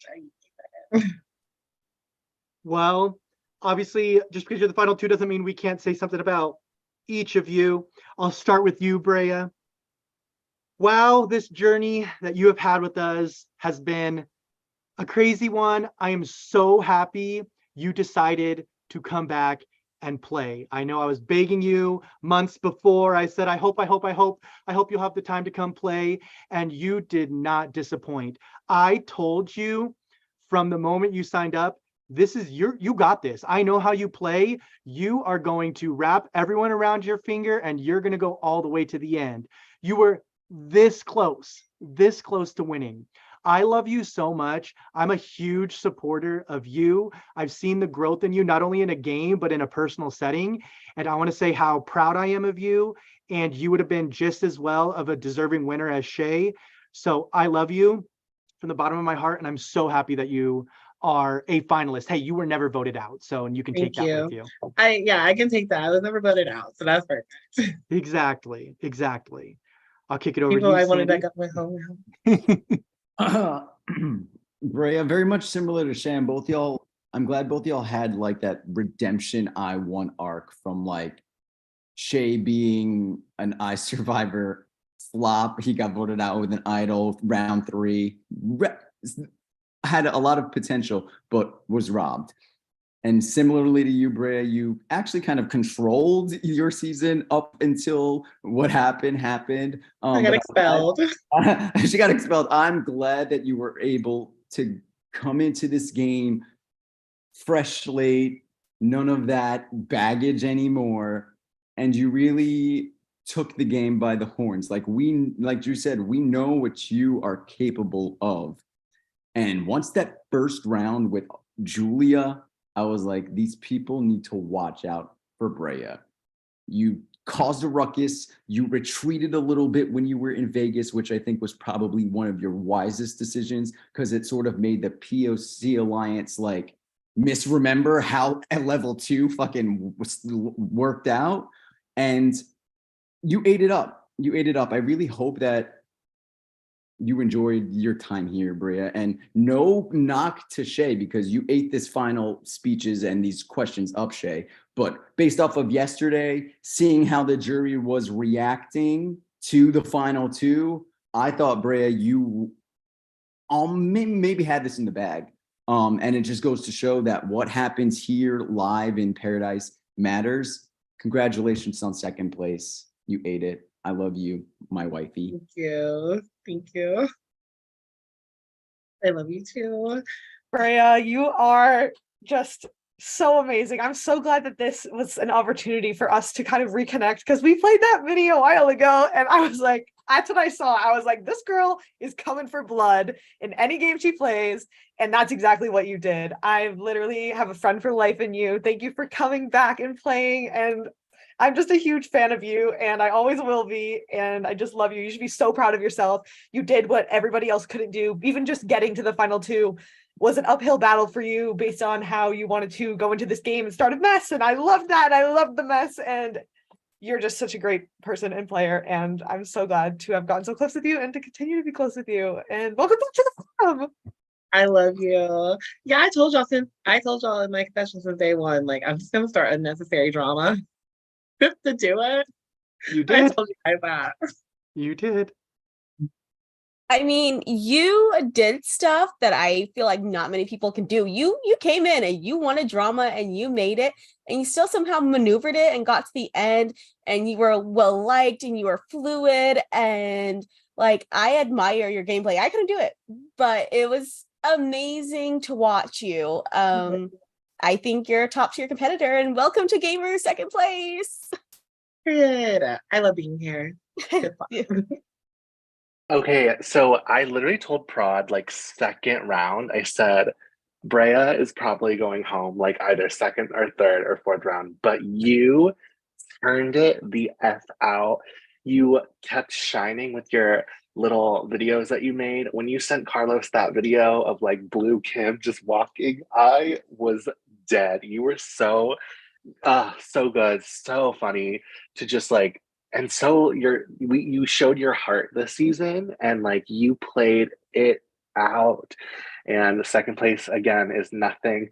The vote tied. It was 6-6. So like take that as a win because like in the elemental chart, y'all both win. It's just Drew had the thought to make it for the votes. But if it was my thing, you both would win. And I did say that in the prod chat. But you're amazing. We love you and congratulations. Not me reading Drew. Drew, I'm so sorry. I was like, I was like, I would give it to 2, but we didn't have a co-op finale. So just saying. I love Pride. I love Pride. We love you. I don't think that the vote's gonna tie again, so hopefully not, so we can be the only season where that happens. That is true. Again, you were an iconic season. So what other way to go out than a tie and have it revert to ×1 votes? After all those sunscreens being played, everyone got a sunscreen in the finale. Exactly. And hey, you got your sunscreen that you wanted, LaJuicy. So there you go. But I'm gonna now kick it over to none other than Shay Sunday. I'm in awe because like Sandy said, I thought with how you were playing this game and how everything transpired from 6-2, I thought you were a dead man walking. I thought you had no shot at winning this at all. But like Sandy said, it proves coming into tonight, owning your game, stating your moves, doing everything can get you the win in the end. And I'm so proud of you from all the way coming back from Poveglia, where you were third boot after trying, like you just got by Jabbar, which a lot of people get got by Jabbar. So, hey, but now Jabbar wasn't here. You were able to flourish and thrive. I know originally you weren't going to even sign up for the season because your schedule was a little wonky, but Sandy and I got you convinced to play, saying, hey, with your schedules, we'll work around it. And we are very, very, very happy that you decided to come back and play, because watching you from Poveglia to now, completely different Shay, and you owned it, you worked it out. And I'm so happy that the board game season, that you ended up winning the board game season after being a huge board game fan. So Shay, you now get the crown. You get to hold on to that crown and no one can take that away from you. So thank you so much for playing. I love you. Shay, I knew with Poveglia, I mean, like, you don't find it idle by being an idiot, right? Like, I knew you had the know-how. I knew you had the sense to do well in one of these games. Like Drew said, you just met up early in the game with somebody who had a little bit of a better sense because they're very, very seasoned, right? And that is what gravitated towards me wanting to host you over and over again ever since Poveglia. Like, if your schedule permitted in Black Forest, I know I would have casted you. If your schedule permitted in GP1, GP2, you already been played this game. So the fact that the stars aligned in the game board season, like Drew said, it feels like it was meant to be now that it all is said and done. You ate this up, and I don't want you to take it the wrong way that after from 6-2 that it seemed like, just based on the jury's reactions, like, you know, Alex was not very happy with you, etc., etc. So it did look on paper, oh fuck, Shay's fucked. But that's not to take away, like, we saw you play this game. We saw you do those pivots from alliance to alliance to alliance and still maintained. And I think that was the third time you pitted by the time that you were on the block and didn't get a single vote, and you pivoted 3 fucking times, different groups. And I was just like, wow, Shay's villain era is here. And I never thought I would be like see that day, because you were, I don't know, you don't give off the villain vibe immediately, but you definitely grew into it. Congratulations. That's all I can say is congratulations. You won your first org, man. Orgs. It's my turn to talk now. Shay, I didn't know you before this, but I've seen all the alumni, obviously, as one myself, and I'm so glad that you came and decided to take a chance on this format, this original format that we literally wiped away majority of it, threw it all together, and you proved that this game is possible for somebody to succeed at, regardless of where they were before, at the bottom maybe of where they, like, I don't know what I'm saying, but playing Axe Survivor and being at that point and then showing you can skyrocket in a format like this, that's insane. That's so good to be proud of. I'm so glad I got to meet you here and build this relationship, and your rankings every day were amazing, especially when I was at the top, but you rocked the hell out of this game and should be so proud of yourself. And yeah, you won this. You literally, that shows that no matter what people were thinking beforehand, you came here tonight, specifically tonight, and proved that you deserve this win, and that's why you got it. So fantastic job. And Shay, you were a clear front runner from the beginning. You came in and you had a plan and you socialized and you just knew what you were going to do every single round.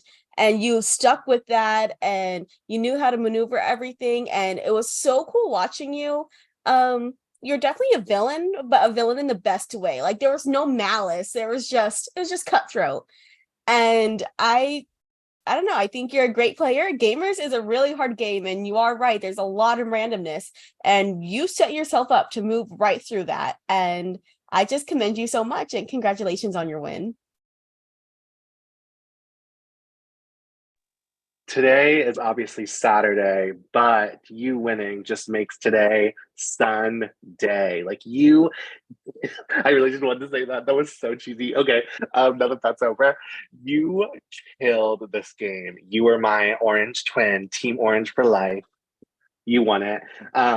You made this game your own, and you made this game like, we never knew what Shay was going to do until Shay did it. Like, you would say what you were going to do, and then you did similar, and then you did the complete opposite. So we were like, always like, what's happening? Always loved when I was #1 in your trust ranking, because if Prod doesn't know, the first ever ranking that Shay did, I was #1. So y'all are amazing. But Shay, congrats on an amazing win. You never stopped having your foot on the gas pedal, and look where you are now, the winner of GP3, and every day with you is Sunday. Thank you so much. And I just want to say, and Sandy's going to say no, but my element as prod member is air, so who ultimately won on prod? Me. So, And I got second place on Prod, so that matters too. Love you, Brad. But love you. Before we get to awards, I just want to, this could be for you all too. I want to announce our 4th season, which is going to come up sooner than you think. We are shooting to start season 4 in January or February, so be on the lookout for that. We just came from a nice sun-filled beach era, we're making our way to a winter wonderland. So stay tuned for that. Oh, and some other things for it. It is a duos season. So go ahead and grab a partner. And when you see those apps, apply. Oh, and one other thing, because it's a winter. Oh, hey, time. Because it's a winter retreat and the cabin's a little hard to find, we are inviting back 6 gamers to play. So is it 6 or is it 8? It is 8. We're inviting 8 gamers back to play. So if you have played season 1, season 2, or season 3, find a partner from one of those seasons and apply, because 8 of you will be coming back to have another shot at winning the title of Ultimate Gamer. We'll have 10 newbies and 8 returnees. So good luck. May the duo factor be in your favor, and we will see you in the winter wonderland of Gamers Paradise 4 coming to you next year. So good luck, and maybe we'll be seeing some of you again. Some people from here, some people from 1 or 2, but it will happen.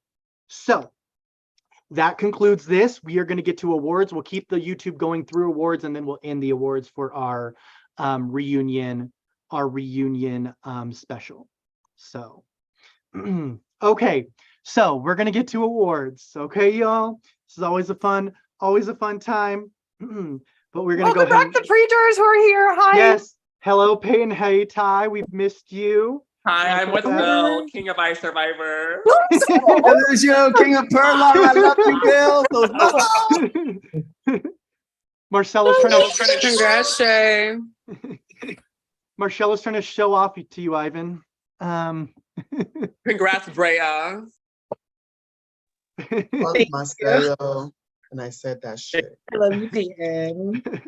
Okay, y'all. I love you, baby.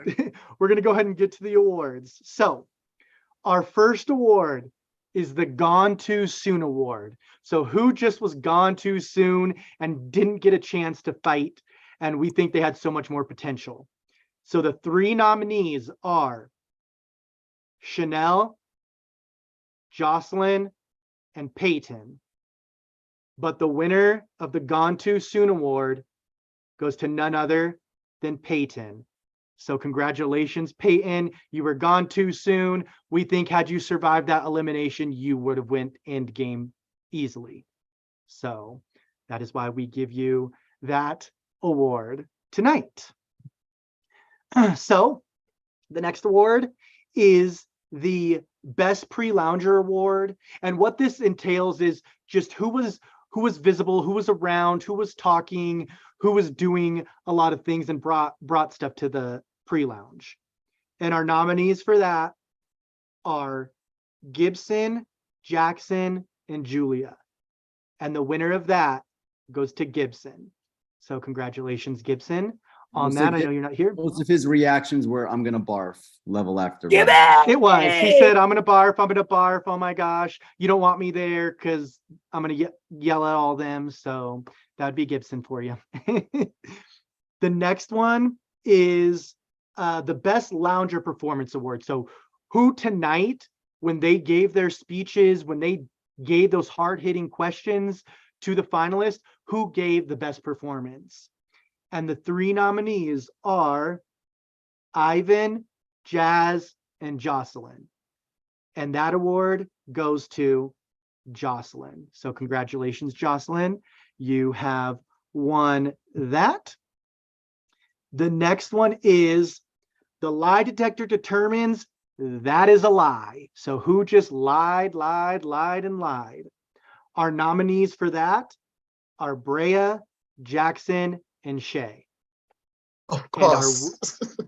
And our winner for that one goes to Brea. So Brea has. Oh my God, I'm a little shocked about that. Not I'm a little me. shocked. Not me. Up next is the most rootable award. So who was it just easy for us as a development team to just root for? Like we're rooting from you always.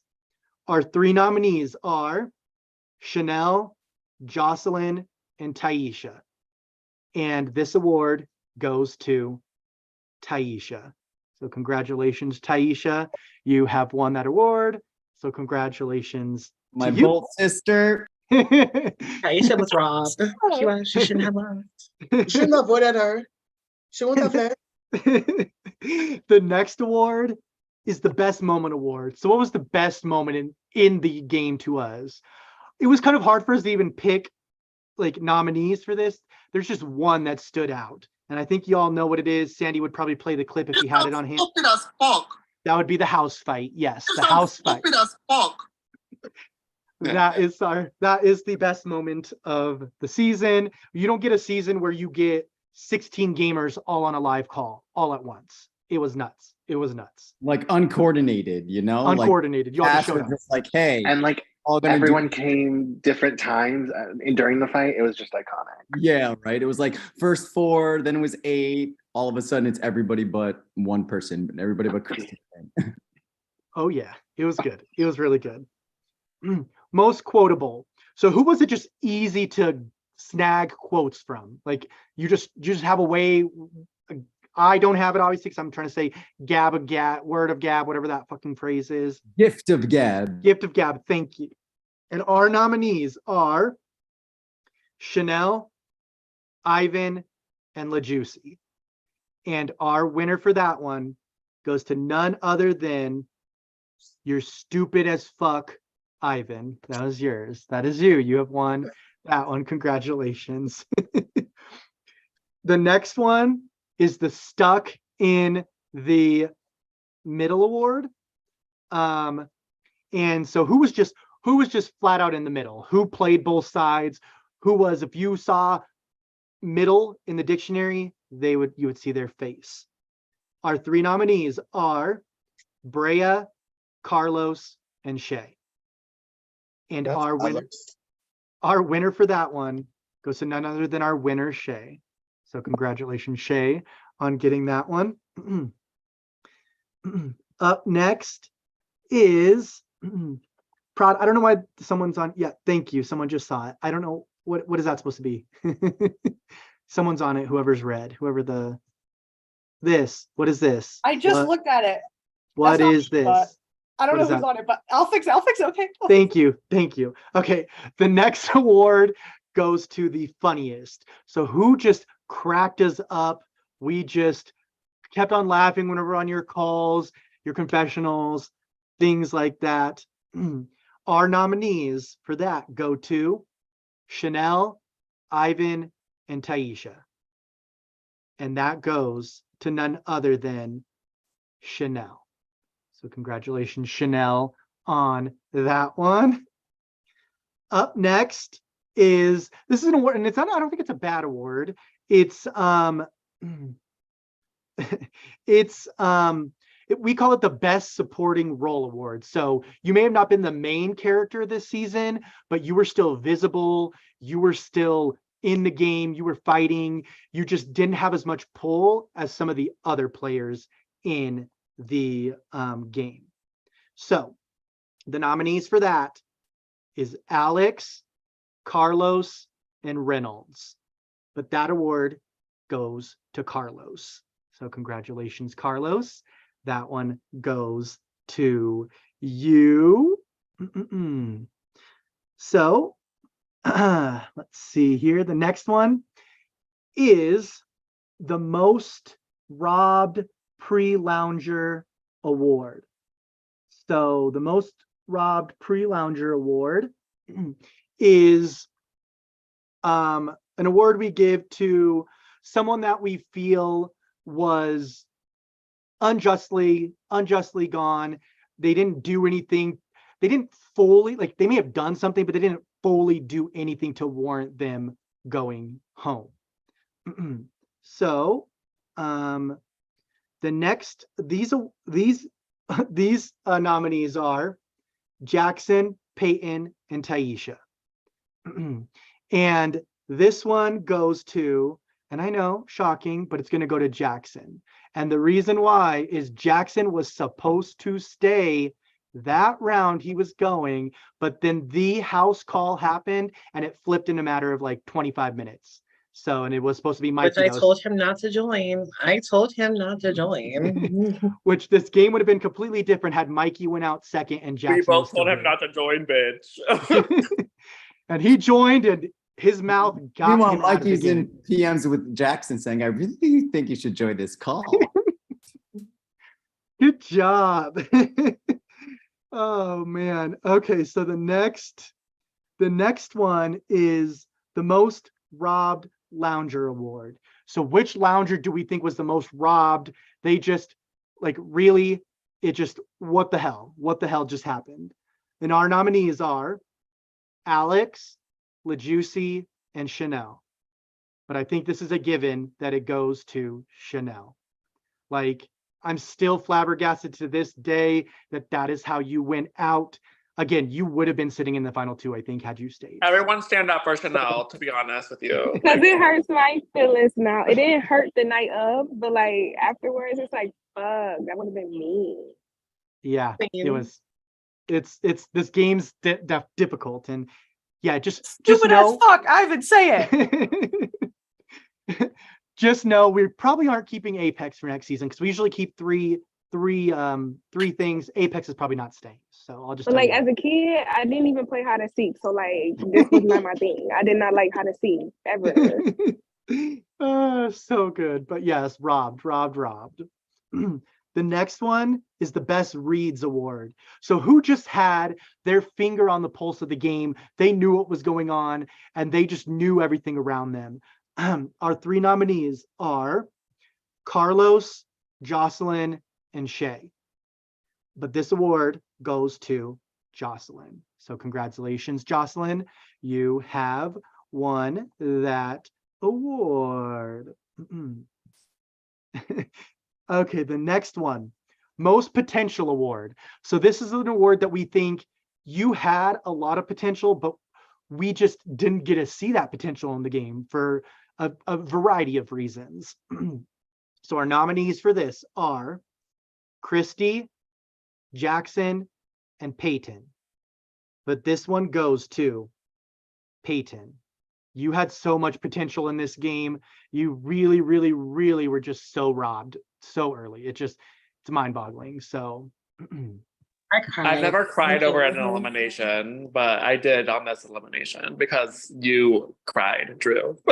Yeah, it was hard for me because, and I think you weren't going until, I think you also weren't going till like 45 minutes before you were supposed to go as well. So it was a sad day on that call. Fuck those hoes. Fuck you, Taisha. Actually, no, it wasn't even 45 minutes. They didn't make up their mind until they went to vote. I'll tell you that. Like it literally. That's why I'm saying fuck you, Taisha. And fuck me for not getting a sunscreen, bitch.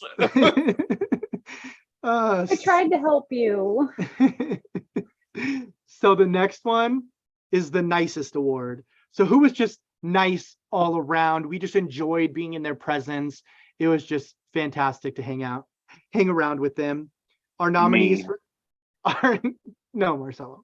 Our nominees for that are Jazz, Julia, and Mikey. And the winner is Julia. She wanted to play this game since she was voted out of iSurvivor Milan. And poor thing got first boot. We know. And you know, she wanted to play the Notebook and the Million Alliances. You know, we know. Yep. But we give it to Julia. Ivan, I told you that I was nice. Remember that night you were telling me I wasn't? I told you. I knew it. But one night was that? I can't remember. Ivan called me mean too. He's just a menace. Yeah, don't worry. He's just a menace. Don't worry. I'm just sad that those 20 minutes I spent doing that endurance comp with y'all meant nothing. We enjoy spending that time with you. Yes, Mikey. We sat with Mikey for 26 minutes, where Ivan lasted a second. So I'll just. At least I tried. Okay, so the next award is the Best Confessionalist Award. This is the award that Sandy feels just because he did most of the confessionals, so this was all on him. The person that he just enjoyed listening to confessionals to. Not that I didn't enjoy everybody. He enjoyed everybody. He enjoyed everybody, but obviously, like if I were to splice up some of these confessionals, I would just have a lot of footage from this person. Exactly. So our 3 nominees are Brea, Ivan, and Peyton. And this goes to none other than you, Ivan. So congratulations, Ivan, on winning that. You guys should not go back and watch the. Just say.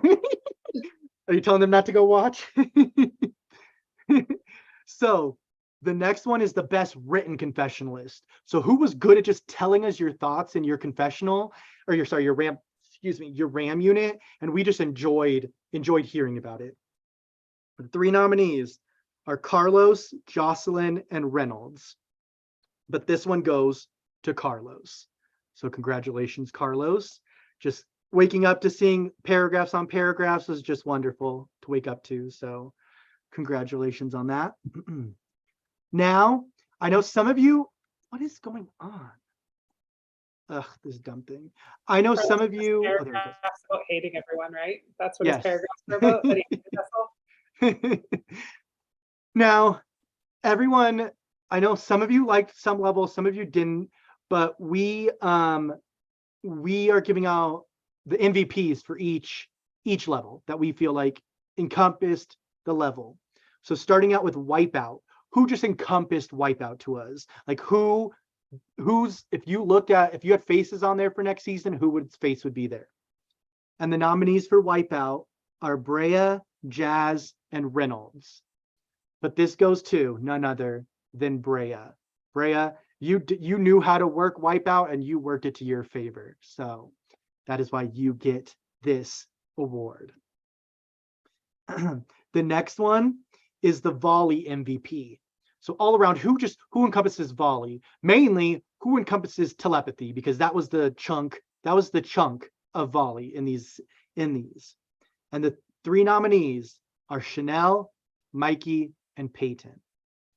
And this one goes to, I guess the challenges too encompass that, but really it was heavy on telepathy. But this is going to go to none other than Chanel. You knew how to work telepathy. You knew how it went. Mikey may have got this one if he listened to you on one of the rounds when you knew. No, because listen, we were us as Prod was watching that second one where it was like the early round, and we were like, okay, they got it, like they have it, they just have to say it. And then Mikey posted in the He was like, chat, no, I don't want to do it yet. I don't want to do it yet. I think we need to try one more before we get it. And we all were like, this we were like, what? And then you did it, and then the other group was like, oh, I think it's this, and then they literally won. And I was like, I was so listen scared to Chanel. because we made the guess the first round and got it wrong. And so I was like, I don't want to guess first. For the record, as soon as it happened, I was like, oh, fuck, I lost this for my team. It's going to be me. And it almost was. Mm-hmm. For the record, that's wrong on a first. Carlos did the same. On the second time we played it around, we had it right, and I was very confident in it. Ivan was confident in it. And Carlos was like, I'm not sure. And we ended up having one guess, and they got it right. And that was around Carlos went home. That took out a lot of people. It took out a lot. So, but we'll move on to Beachfront. Yes, this is probably, at least on a Prod standpoint, it's our least favorite level. It's been long gone. Don't worry. You're still getting rid of my Apex level. We are. We'll talk about it, but that's probably going. But Beachfront's been long gone since it first came around. I do think it works better on a live night than it does standalone. But the nominees that we feel like best encompasses Beachfront are Jocelyn, LaJuicy, and Taisha. The 3 of you encompass Beachfront, but we have to give this one to Jocelyn.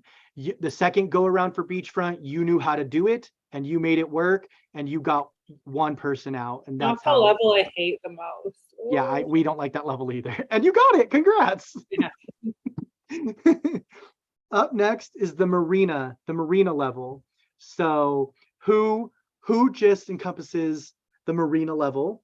Our nominees are Alex, Ivan, and Jazz. But the winner for the marina MVP goes to Jazz. So Why is Ivan there? I did put I need ask Rachel. details. I need details because Ask Rachel. She put these together. I just went back on like the charts and I kind of looked at who was a prominent figure in like the game in that level in both times. And I remember Jazz and I remember Ivan and I remember who the fuck else I put.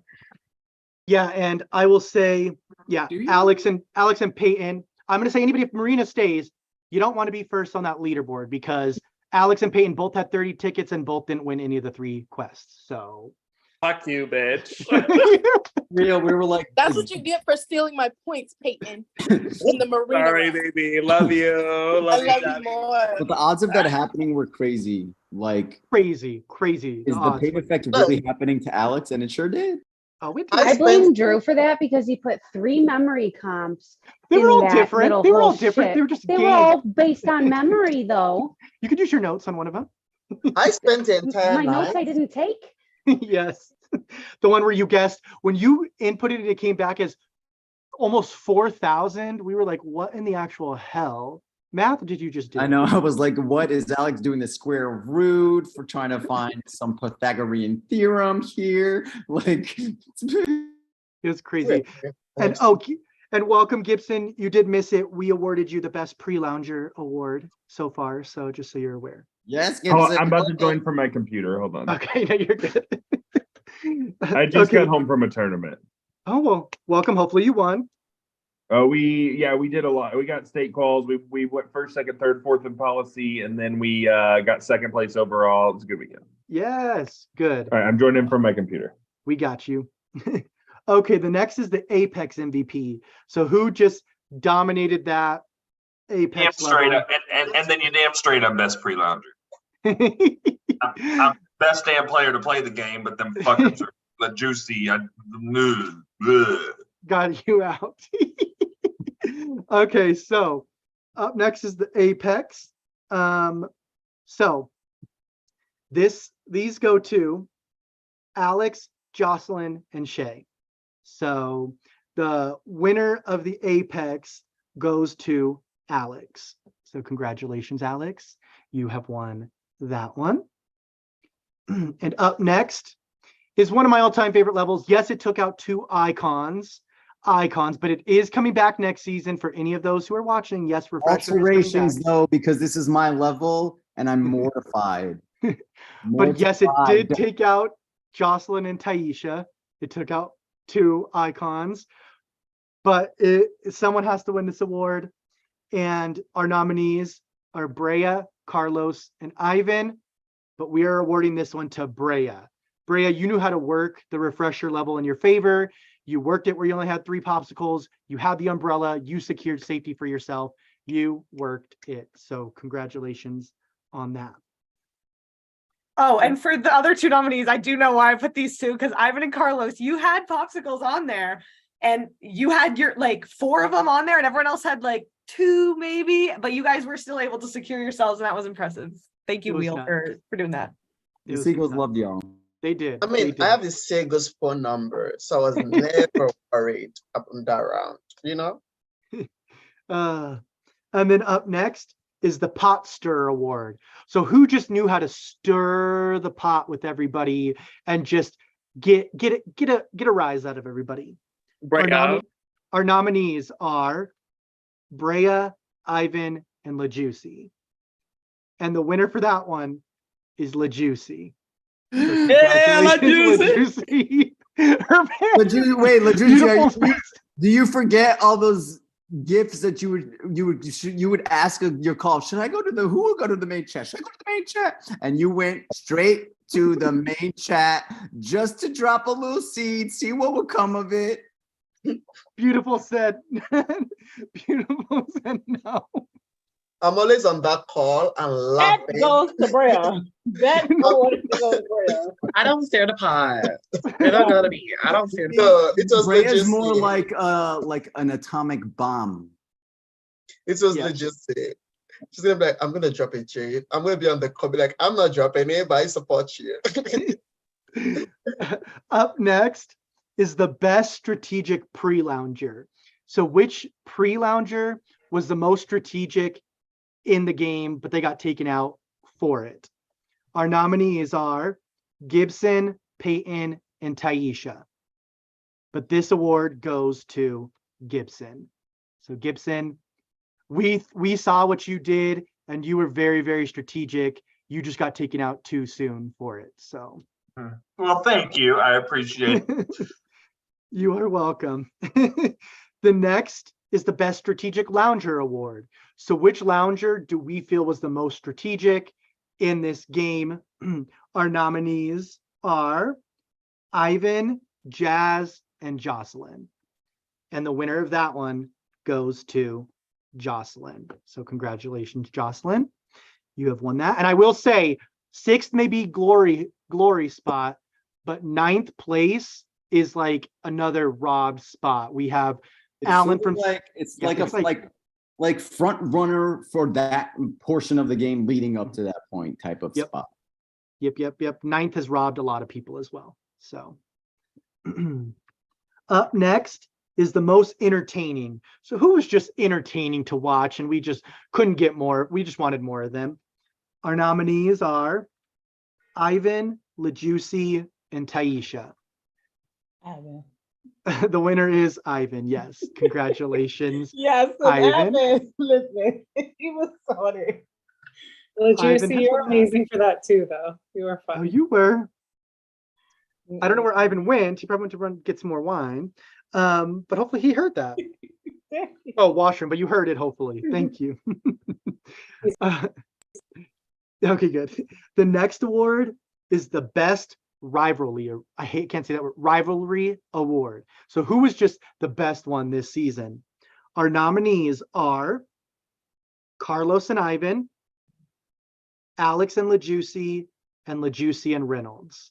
LaJuicy and Reynolds. And the winner is LaJuicy and Reynolds. Yeah. Period. That was an intense rivalry to watch. So yes, you did, at least from Ivan's side, Carlos, you did.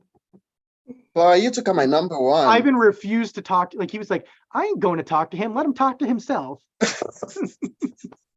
So yes, that is why you have that there.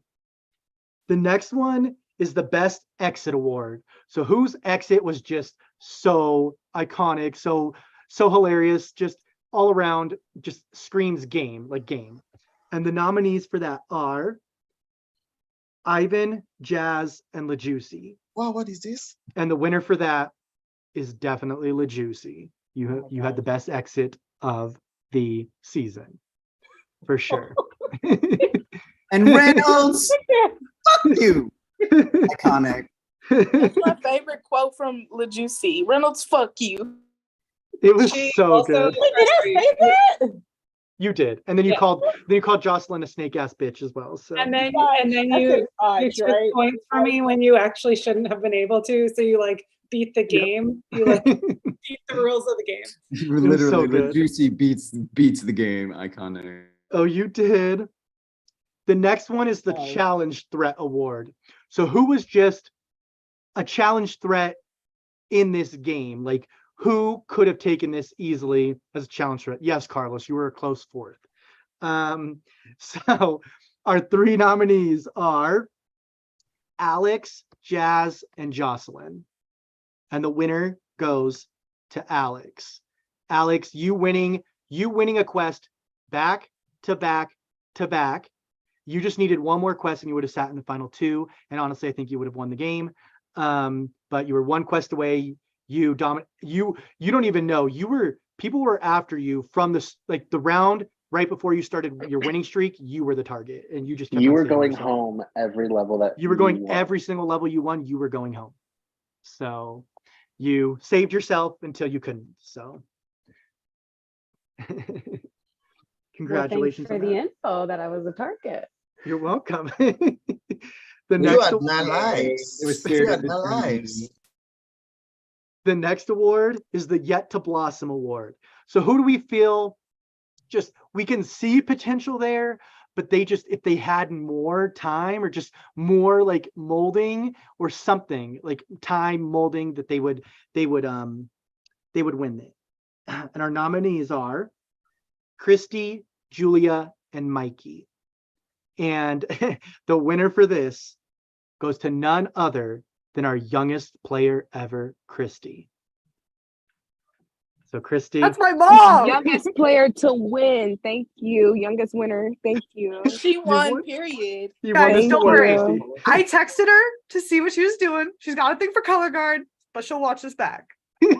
One of the most She is. iconic, one of the most iconic moments is when Christy's going home and Jocelyn puts in her RAM unit and goes, "I vote to eliminate the youngest player and I want entertainment history, Christy." And I was like, oh my God, that's her legacy. Your The leg- youngest winner ever. Your legacy is the youngest winner ever, Christy, and hold that high. I did not want Christy to leave at all. No. When I she, didn't either. She got me the 5 first- tickets. the first round, when she made a plea to stay, and she said, "You guys should keep me because I want to be the youngest winner." I said, "Fuck my drag. We're wasting our time." I sent her a voice note of what to say, and then she copied word by word. And then... Queen, Wait, we did love you you. really, We love you, Carlos? Christy. We love you, Christy. We hope to see you in the future. Take some notes. Take some notes. We gotta talk about that, Carlos. So up next is the Smooth Talker Award. So who just was able to have people eating out of their palms? These go to Brea, Ivan, and Shay. But this goes to Ivan. So Yeah. congratulations, Ivan. You just had people eating out of your palms wanting to keep you. So And somebody asked to. If it was like sexy mouth stuff, it would be Carl. What's 4 + 4? Because he was with his moves. the next one is the Wave Rider Award. So who just rode the waves this game, didn't want to make any enemies, was here, but just coasted. These belong to. Is that the award, Drew? Isn't that what that Wave Rider means? I thought it was like somebody who was good at riding the waves of the game. Like, Yes, that's what I said. oh, that's not coasting.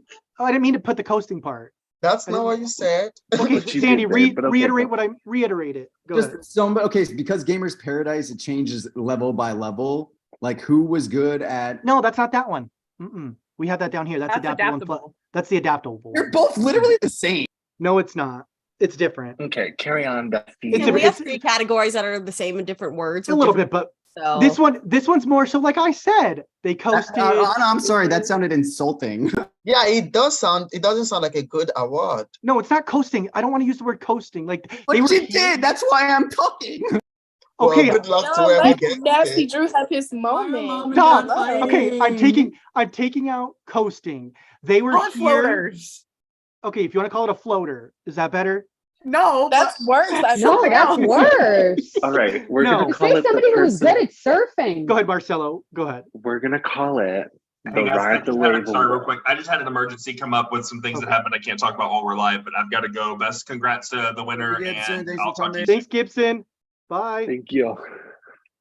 Sorry, So Marcelo. we're gonna call this How the about most Ride the Wave adaptable? Award. Most adaptable. Like We already went with have the that. We already have that award. This award goes to the person that we as Prod think was someone who took each round and made it their own and rode the wave of Thank you. this game. Yes, thank you. It's not a coaster. No, it's not a coast. It's just- floater.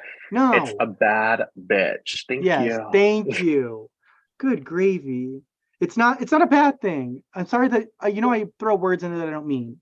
The nominees are Alex, Chanel, and Mikey. And the winner of this one is Mikey. So congratulations, Mikey, for winning. This is not a bad one. That's what I'm trying to Hey, get at. I'll take it. This is the only award I've gotten all night. I'll take it. Yes. Congratulations on that. Sorry that we had such a pickle explaining this award. We're taking it No, out. that next just season. means it's an iconic award and I won it. So It is. It's the Yes, baddest- exactly. We'll take it baddest- out. To be the fair, best. Mikey, every time that you were here, you did kind of dominate the competition. Like every time that you were here, you ate that competition. That's a good award. Mikey Yes, picture it's a a good award. wave. and you're on a surfboard. If you can ride Yes. the wave, you're doing good. Hey, Exactly. I just moved to California. Maybe I'll try surfing one day. Exactly. Thank you. Period. The best blindside award. So which blindside was just as a viewer, amazing. Amazing. The nominees are Jocelyn, Peyton, and Taisha. But this goes to none other than Taisha. So congratulations. Was it really the best one? I don't think so. Saddest one, yeah. Horrible. Yeah, well, from a production standpoint, it was the saddest. Yes, but from a viewer standpoint, TV gold. Horrible. Anyway. Congratulations. The next one is the most surprising player. So who were you most surprised by? Like just who were we most surprised by? Like not in a bad way, not in a good, like just when we thought of you coming in, like we were just like we didn't know truly how you were gonna play, but you surprised us. You surprised us. So what are you doing, Sandy? I'm waiting. I see you typing. Well, I have to reiterate. Thank you. Okay. The nominees are Alex, LaJuicy, and Mikey. But the person who most surprised us, and again, you surprised us because when you were here, you dominated, and that's you, Mikey. So congratulations on that one. I got You're two. very welcome. You did. This next one is the Silent Assassin Award. So who just was shooting shots behind the scenes, all with a smile on their face.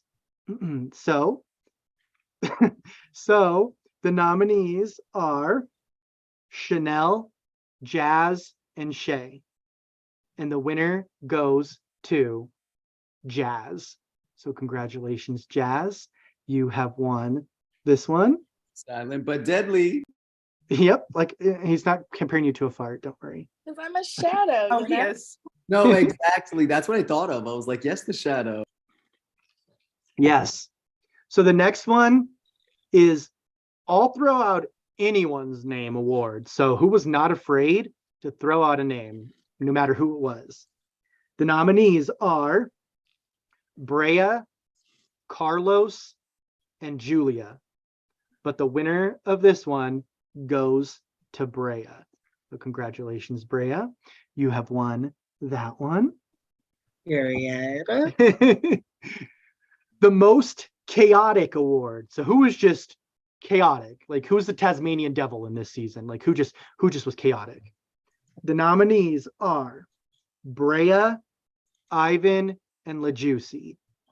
But the winner is Ivan. Congratulations, Ivan. You have won this award. The next one is I don't think I was chaotic, but okay. Good one. You were, honey bun. We see all. The next one. I'll get you a mirror. Yes, exactly. The next one is the Independent Award. So who just stood on their own 2 feet. They didn't listen to what other people were saying. They had a voice. They knew what they were doing. Our nominees are Brea, Jocelyn, and Shay. This one goes to Shay. So congratulations, Shay. You have won the Independent Award. The next one is the best poker face. Who had the best poker face? Like if I looked at you, I wouldn't even know if you were lying. Our nominees are Peyton, Reynolds, and Taisha. But this one goes to Peyton. So I know you're not here anymore, Peyton, but congratulations, Peyton. Again, gone too soon. The next one is the most underestimated award. So who in the game were people always underestimating? And we saw their potential and they did show their potential, but people always underestimated them. The nominees are Alex, Jazz, and Mikey. But the winner is Mikey. So congratulations, Mikey. You have won that award. I'm the underdog, baby. Yes. Congratulations. The Wave Rider. Oh, stop. We're not talking about the just stop. Underdog riding away. USA. Oh, Oh, sorry, I Sandy. can't sing that. We're live. I don't want to get us flagged. Oh, you're fine. The next one is the social butterfly, who just talked to everybody, was in everybody's ear, who was just all around the game. Our nominees are Jocelyn, Julia, and Shay. But this goes to Jocelyn. So congratulations, Jocelyn. You have won that award. The next one is the most enthusiastic award. So who you all did, but who came in super enthusiastic about the game, always just telling us how they're feeling, their thoughts, and just was super enthusiastic to be in this game. So our nominees are Carlos, Jocelyn, and Shay. But this goes to Carlos. So congratulations, Carlos. Thank you so much. This next award is the Flexible and Adaptable Award. So who, when the levels came up, knew how to just go with it. They were flexible in the levels. They took it on, no, not Wave Rider 2.0, stop it. They took it on the chin. They knew how to navigate. They knew how to navigate each level and were adapted to it. They picked it up quickly, they adapted. The nominees are Alex, Carlos, and Ivan. But this one goes to Alex. So congratulations, Alex. You have Sandy said Mikey not even nommed. You're welcome, Alex. Because they're not the same award. That is why he wasn't nommed. That makes sense. I get it. They're different. They are different. You just are anyways. Okay. The next one. These are always the fun ones. The best duo award. So who was the best duo? Just sitting there watching. Yes, you may have had other people, but these are the people that we felt like were super, super, super connected. Our nominees are Brea and Peyton, Jazz and Taisha, and Shay and Jocelyn. And the winners are Jazz and Taisha. So congratulations, Jazz and Taisha. Had Taisha stayed longer than she did, it would have been a different story for sure. I love you, Khalid. I love you more. Okay, now we get into the next award. So we have 3 different ones of these. We'll get to it, but this is the biggest hero award. So who do we feel is just the most heroic to represent?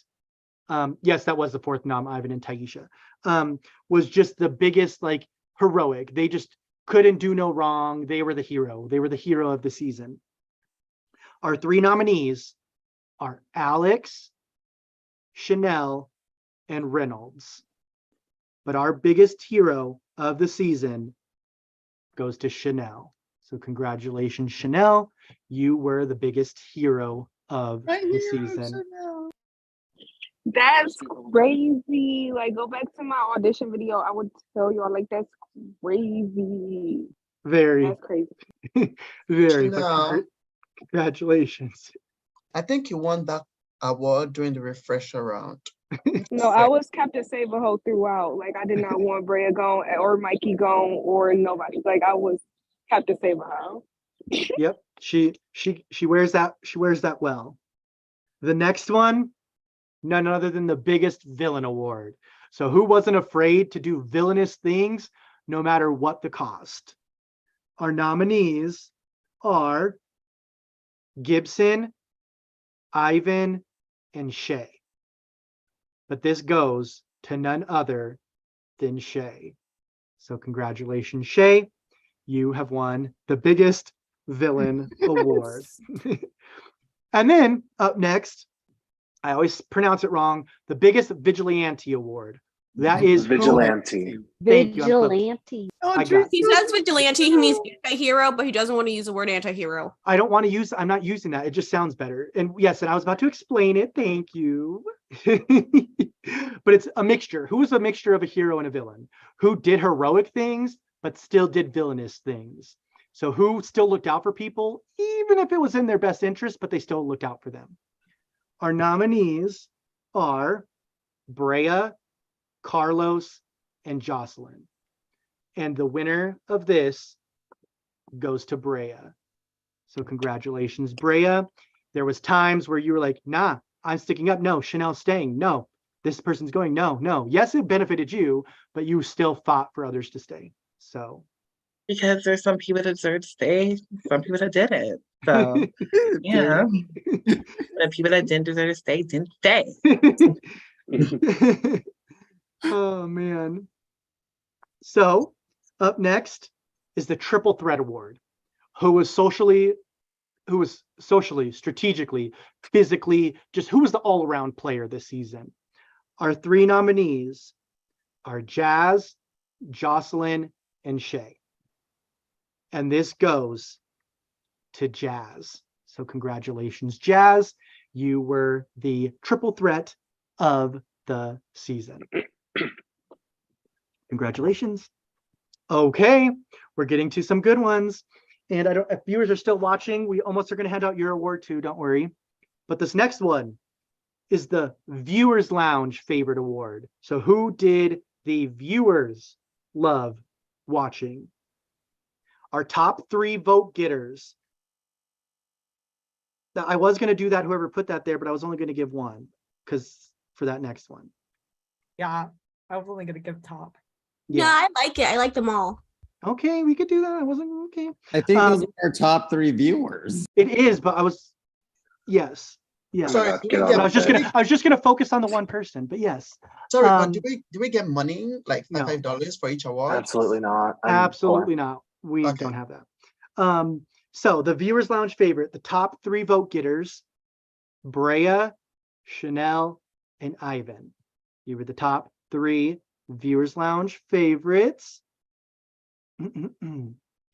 And the winner by like double the votes of everybody else is Chanel. So congratulations, Chanel. You have won the Viewers Lounge Award. They were your Girl, They the like viewers dumb- loved you. They like dumbass shit. They must like when people don't know shit and They don't know loved you. questions and shit. They love dumbass shit. But I never played a game where I wasn't VL favorite, so I love it. Thank you. What I wouldn't give to have been in the VL the night that Chanel went home. I bet that was crazy. Sobbed. A lot of people sobbed. The DMs I got were so sad. Shit, I cried. Yeah, it was hard. It was hard. Okay. Who put these in? Who put these in? Hannah, I think. Oh, someone put those in. Wait, what did I do? No, it was Sandy. It was Sandy this time. Oh, it was Sandy. I'm only giving out one award for this. No, give but up take it one. all. What?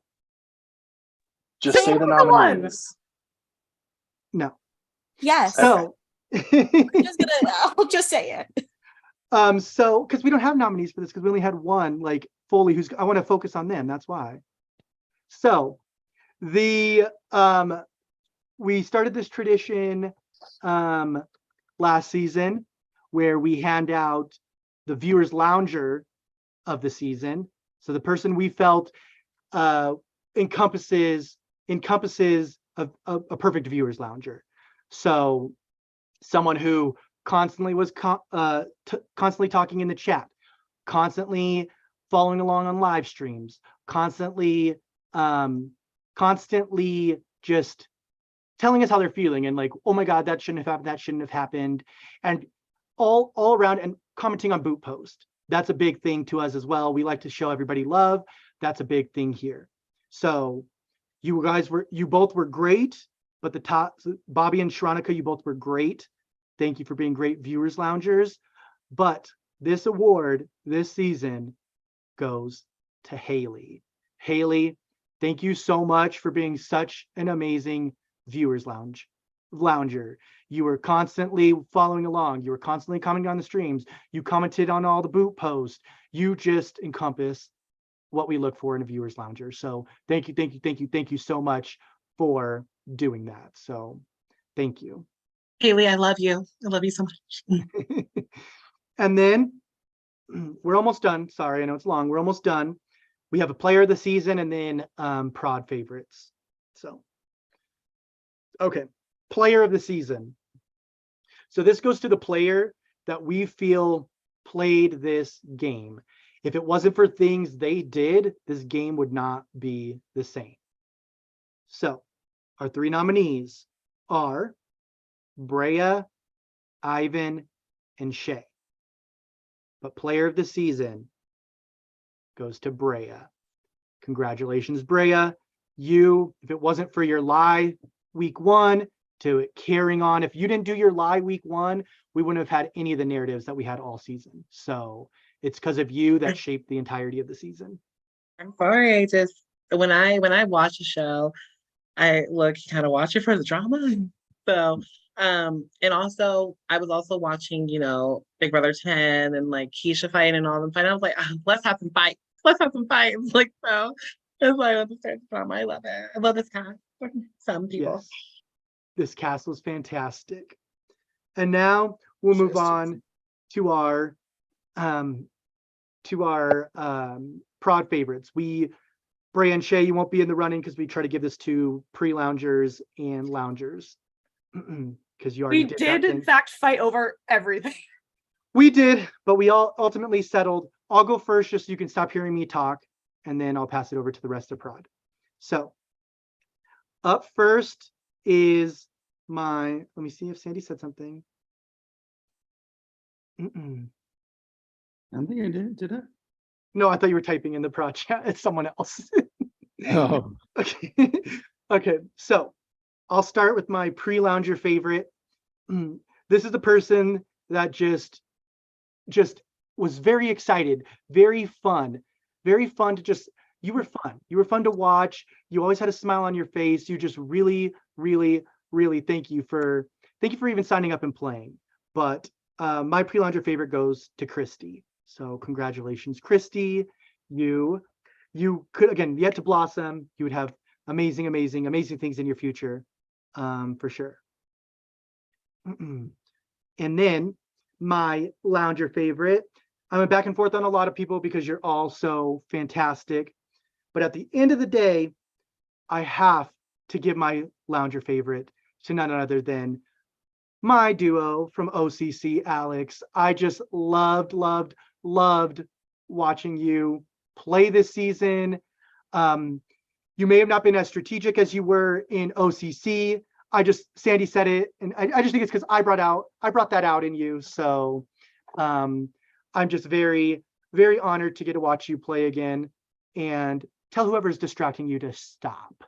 So no, I'm just kidding. But no, I love you to the moon and back, and I'm just so happy that you played and came out of your 3-year retirement to play for us. And again, if it wasn't for me making all memory comps, yes, you could have won this season. So yeah, fuck you for that. I think you should have made one of them the cup comp. No. Yeah, I don't know why you had all 3 memory. You should have had a variety. It was That just about wasn't the game. fair. It was just game knowledge. We tried. But yes, you get mine. But enough of me. Y'all heard me talk so much tonight. I'll kick it on over to the rest of development, and it looks like Sandy's up next.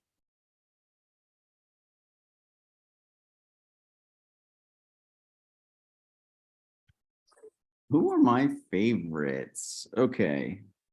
My pre-jury favorite, and this is because mostly, obviously, Kaysen was cast. Shit happened in real life, and gamers only really works with 17 people the way we laid it out. We didn't want to miss a level. We didn't want to do a non-elimination or something like that. And when I approached Jackson, who was a replacement, to come into the game, he hopped on it, fully knowing that he was going to be a glitch and that the game was 4 days in and that he could literally be out the next night if, he didn't put his foot on the gas. And that's exactly what he did. I remember literally a lot of the game was like, I think in level 2, once level 1 happened, they were like, how did Jackson get all this information? Like, he knows so much. And that's because Jackson came to play. And for stepping in the 11th hour and really doing that, like, he had a really big impact on the first 2 levels. Jackson, you deserve my pre-jury favorite award. So thank you, love, for coming in and doing the thing for 5 days or 6 days. And my jury favorite is so difficult. So difficult. We fought over a lot of people. I'm not saying when my pick is not because, well, they are my favorite in the jury phase, but like I love all of you, and some of my other loves were picked up by other people, so like I don't feel bad. But my pre-jury favorite, we've had a long history of all of the players in the game. I think I've known you and Alex the longest. I was actually shocked when your application came through, only because part of me felt like you've been there, you've done that, and your life is just so much more dynamic and there are a lot of moving parts. But watching you play again, or play gamers, having the opportunity to host you again was just incredible. And I loved watching you like have a difficult time, because last time I hosted you, you really, I guess you did, but you ended up winning, and so you didn't. So Carlos, you are my lounge favorite, buddy. Thank you for coming back, playing the game, doing the thing. Love you, man. I'm going to kick it on over to, are you here, Hannah? You are perfect. Hey. Okay, so I feel like anyone who knows me, this won't come as a shock to anyone for my pre-juror pick, which is Peyton, of course, my shot buddy besides Shay. Peyton got into this game and kind of pressured him into it, and he was overwhelmed and he thought he was going to be out like the first round or two, and then he just understood the game so quickly and really understood how this would work and the votes, and got in there socially, and he just got wrapped up in the game and it took him out, but he could have gone far. And I love you. And then I don't even know why I'm looking. I know who my jury pick is, and that has to be Cousin. And I was really sold on him being my pick on like day 2, and I wrote it in our prod chat, and I said I am picking Ivan as my favorite and no one can take him away from me. Even when he is calling me mean Anna, I was still choosing you. So I just love you. You bring like such a joy to this game. You're so funny and you bring great energy, and you're such a good game player, and I'm so happy we had you in this season. Thank you, Hannah. I'm going to kick it over to Marcelo. No, Rachel seems ready. Rachel, you can go. It's okay. You could go, Okay, fine. Rachel can go. Drew skipped over me. I'm looking at the sheet right now. No, I didn't skip over you. I want to be last. Marcelo, go. Okay. Y'all are all my favorites. Like literally, it's like picking children. You couldn't fully never. What? I was saying it is. Yes, it's nothing to do with any of you. I thought you were making. Okay. So my pre-lounge favorite is someone who I have history with, because she played an org that I played in, and I voted her out. And then she was like really excited to play gamers. So my pre-launch favorite is Julia. Julia, we love you. Julia, literally Rubino Fire Queen, and y'all were like, get her out. Well, some of y'all. But anyway, Julia was amazing and robbed. Was not expecting her to be first boot. But that's the name of the game. And then my lounge favorite, probably already knows who they are, but this is someone who literally I talk to probably almost like every day outside of these games, because we just like connect super well. So my lounge favorite is none other than Jocelyn. Jocelyn, you are my lounge favorite. I literally could not stop crying after you were eliminated, because you just are everything. So you deserve my lounge favorite because you're already my favorite. So keep slaying. Love you. Okay, Rachel, you can go now. Okay, come on, saving the best for last. I see how it is. Okay. First of all, I've been so bad at my goodbye speeches, so I wrote down what I was going to say. So My pre-lounge favorite, I've known this gamer from my early days in this org community of orgs.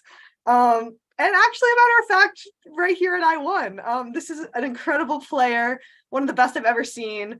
Parad1se is crazy, and I was so gutted to see this person make pre-lounge and just be shy of lounge because I know what they're capable of.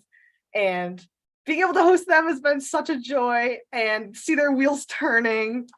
I lost my place in my paragraph. I always love hopping on calls with this person, and they're just absolutely amazing. So my pre-launch favorite goes to none other than my Blackbeard sister, Taisha. That's my girl right there. Love you. Okay, and now my lounge favorite. This was such a tough decision. I literally went back and forth between like 5 different people for this. So all of you are amazing. I love you all. My lounge favorite goes to someone who I've also known for quite a bit of time. This person gave it their absolute all. I loved picking their brain in confessionals. I loved sitting there and seeing where their head is at constantly. And they were so close to the finals. I would have been so interested to see how that would play out. But alas, Parad1se is a mess. So similar to Taisha, I've played with this person and now being able to host them, it's so full circle and I love it. So I was able to see how strategic and smart and level-headed and hardworking this person is. So shout out to my lounge favorite, which is going to Jazz. Love you.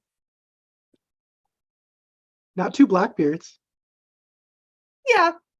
And a calico. Jazz is a calico. Get your facts straight. Well, everybody, thank you. We want to get to a reunion with these folks here, but I want to thank everybody for tuning in to Gamers Paradise 3. It was an explosive season, a fun season. We're excited to see some duos in Winter Wonderland coming in January, February.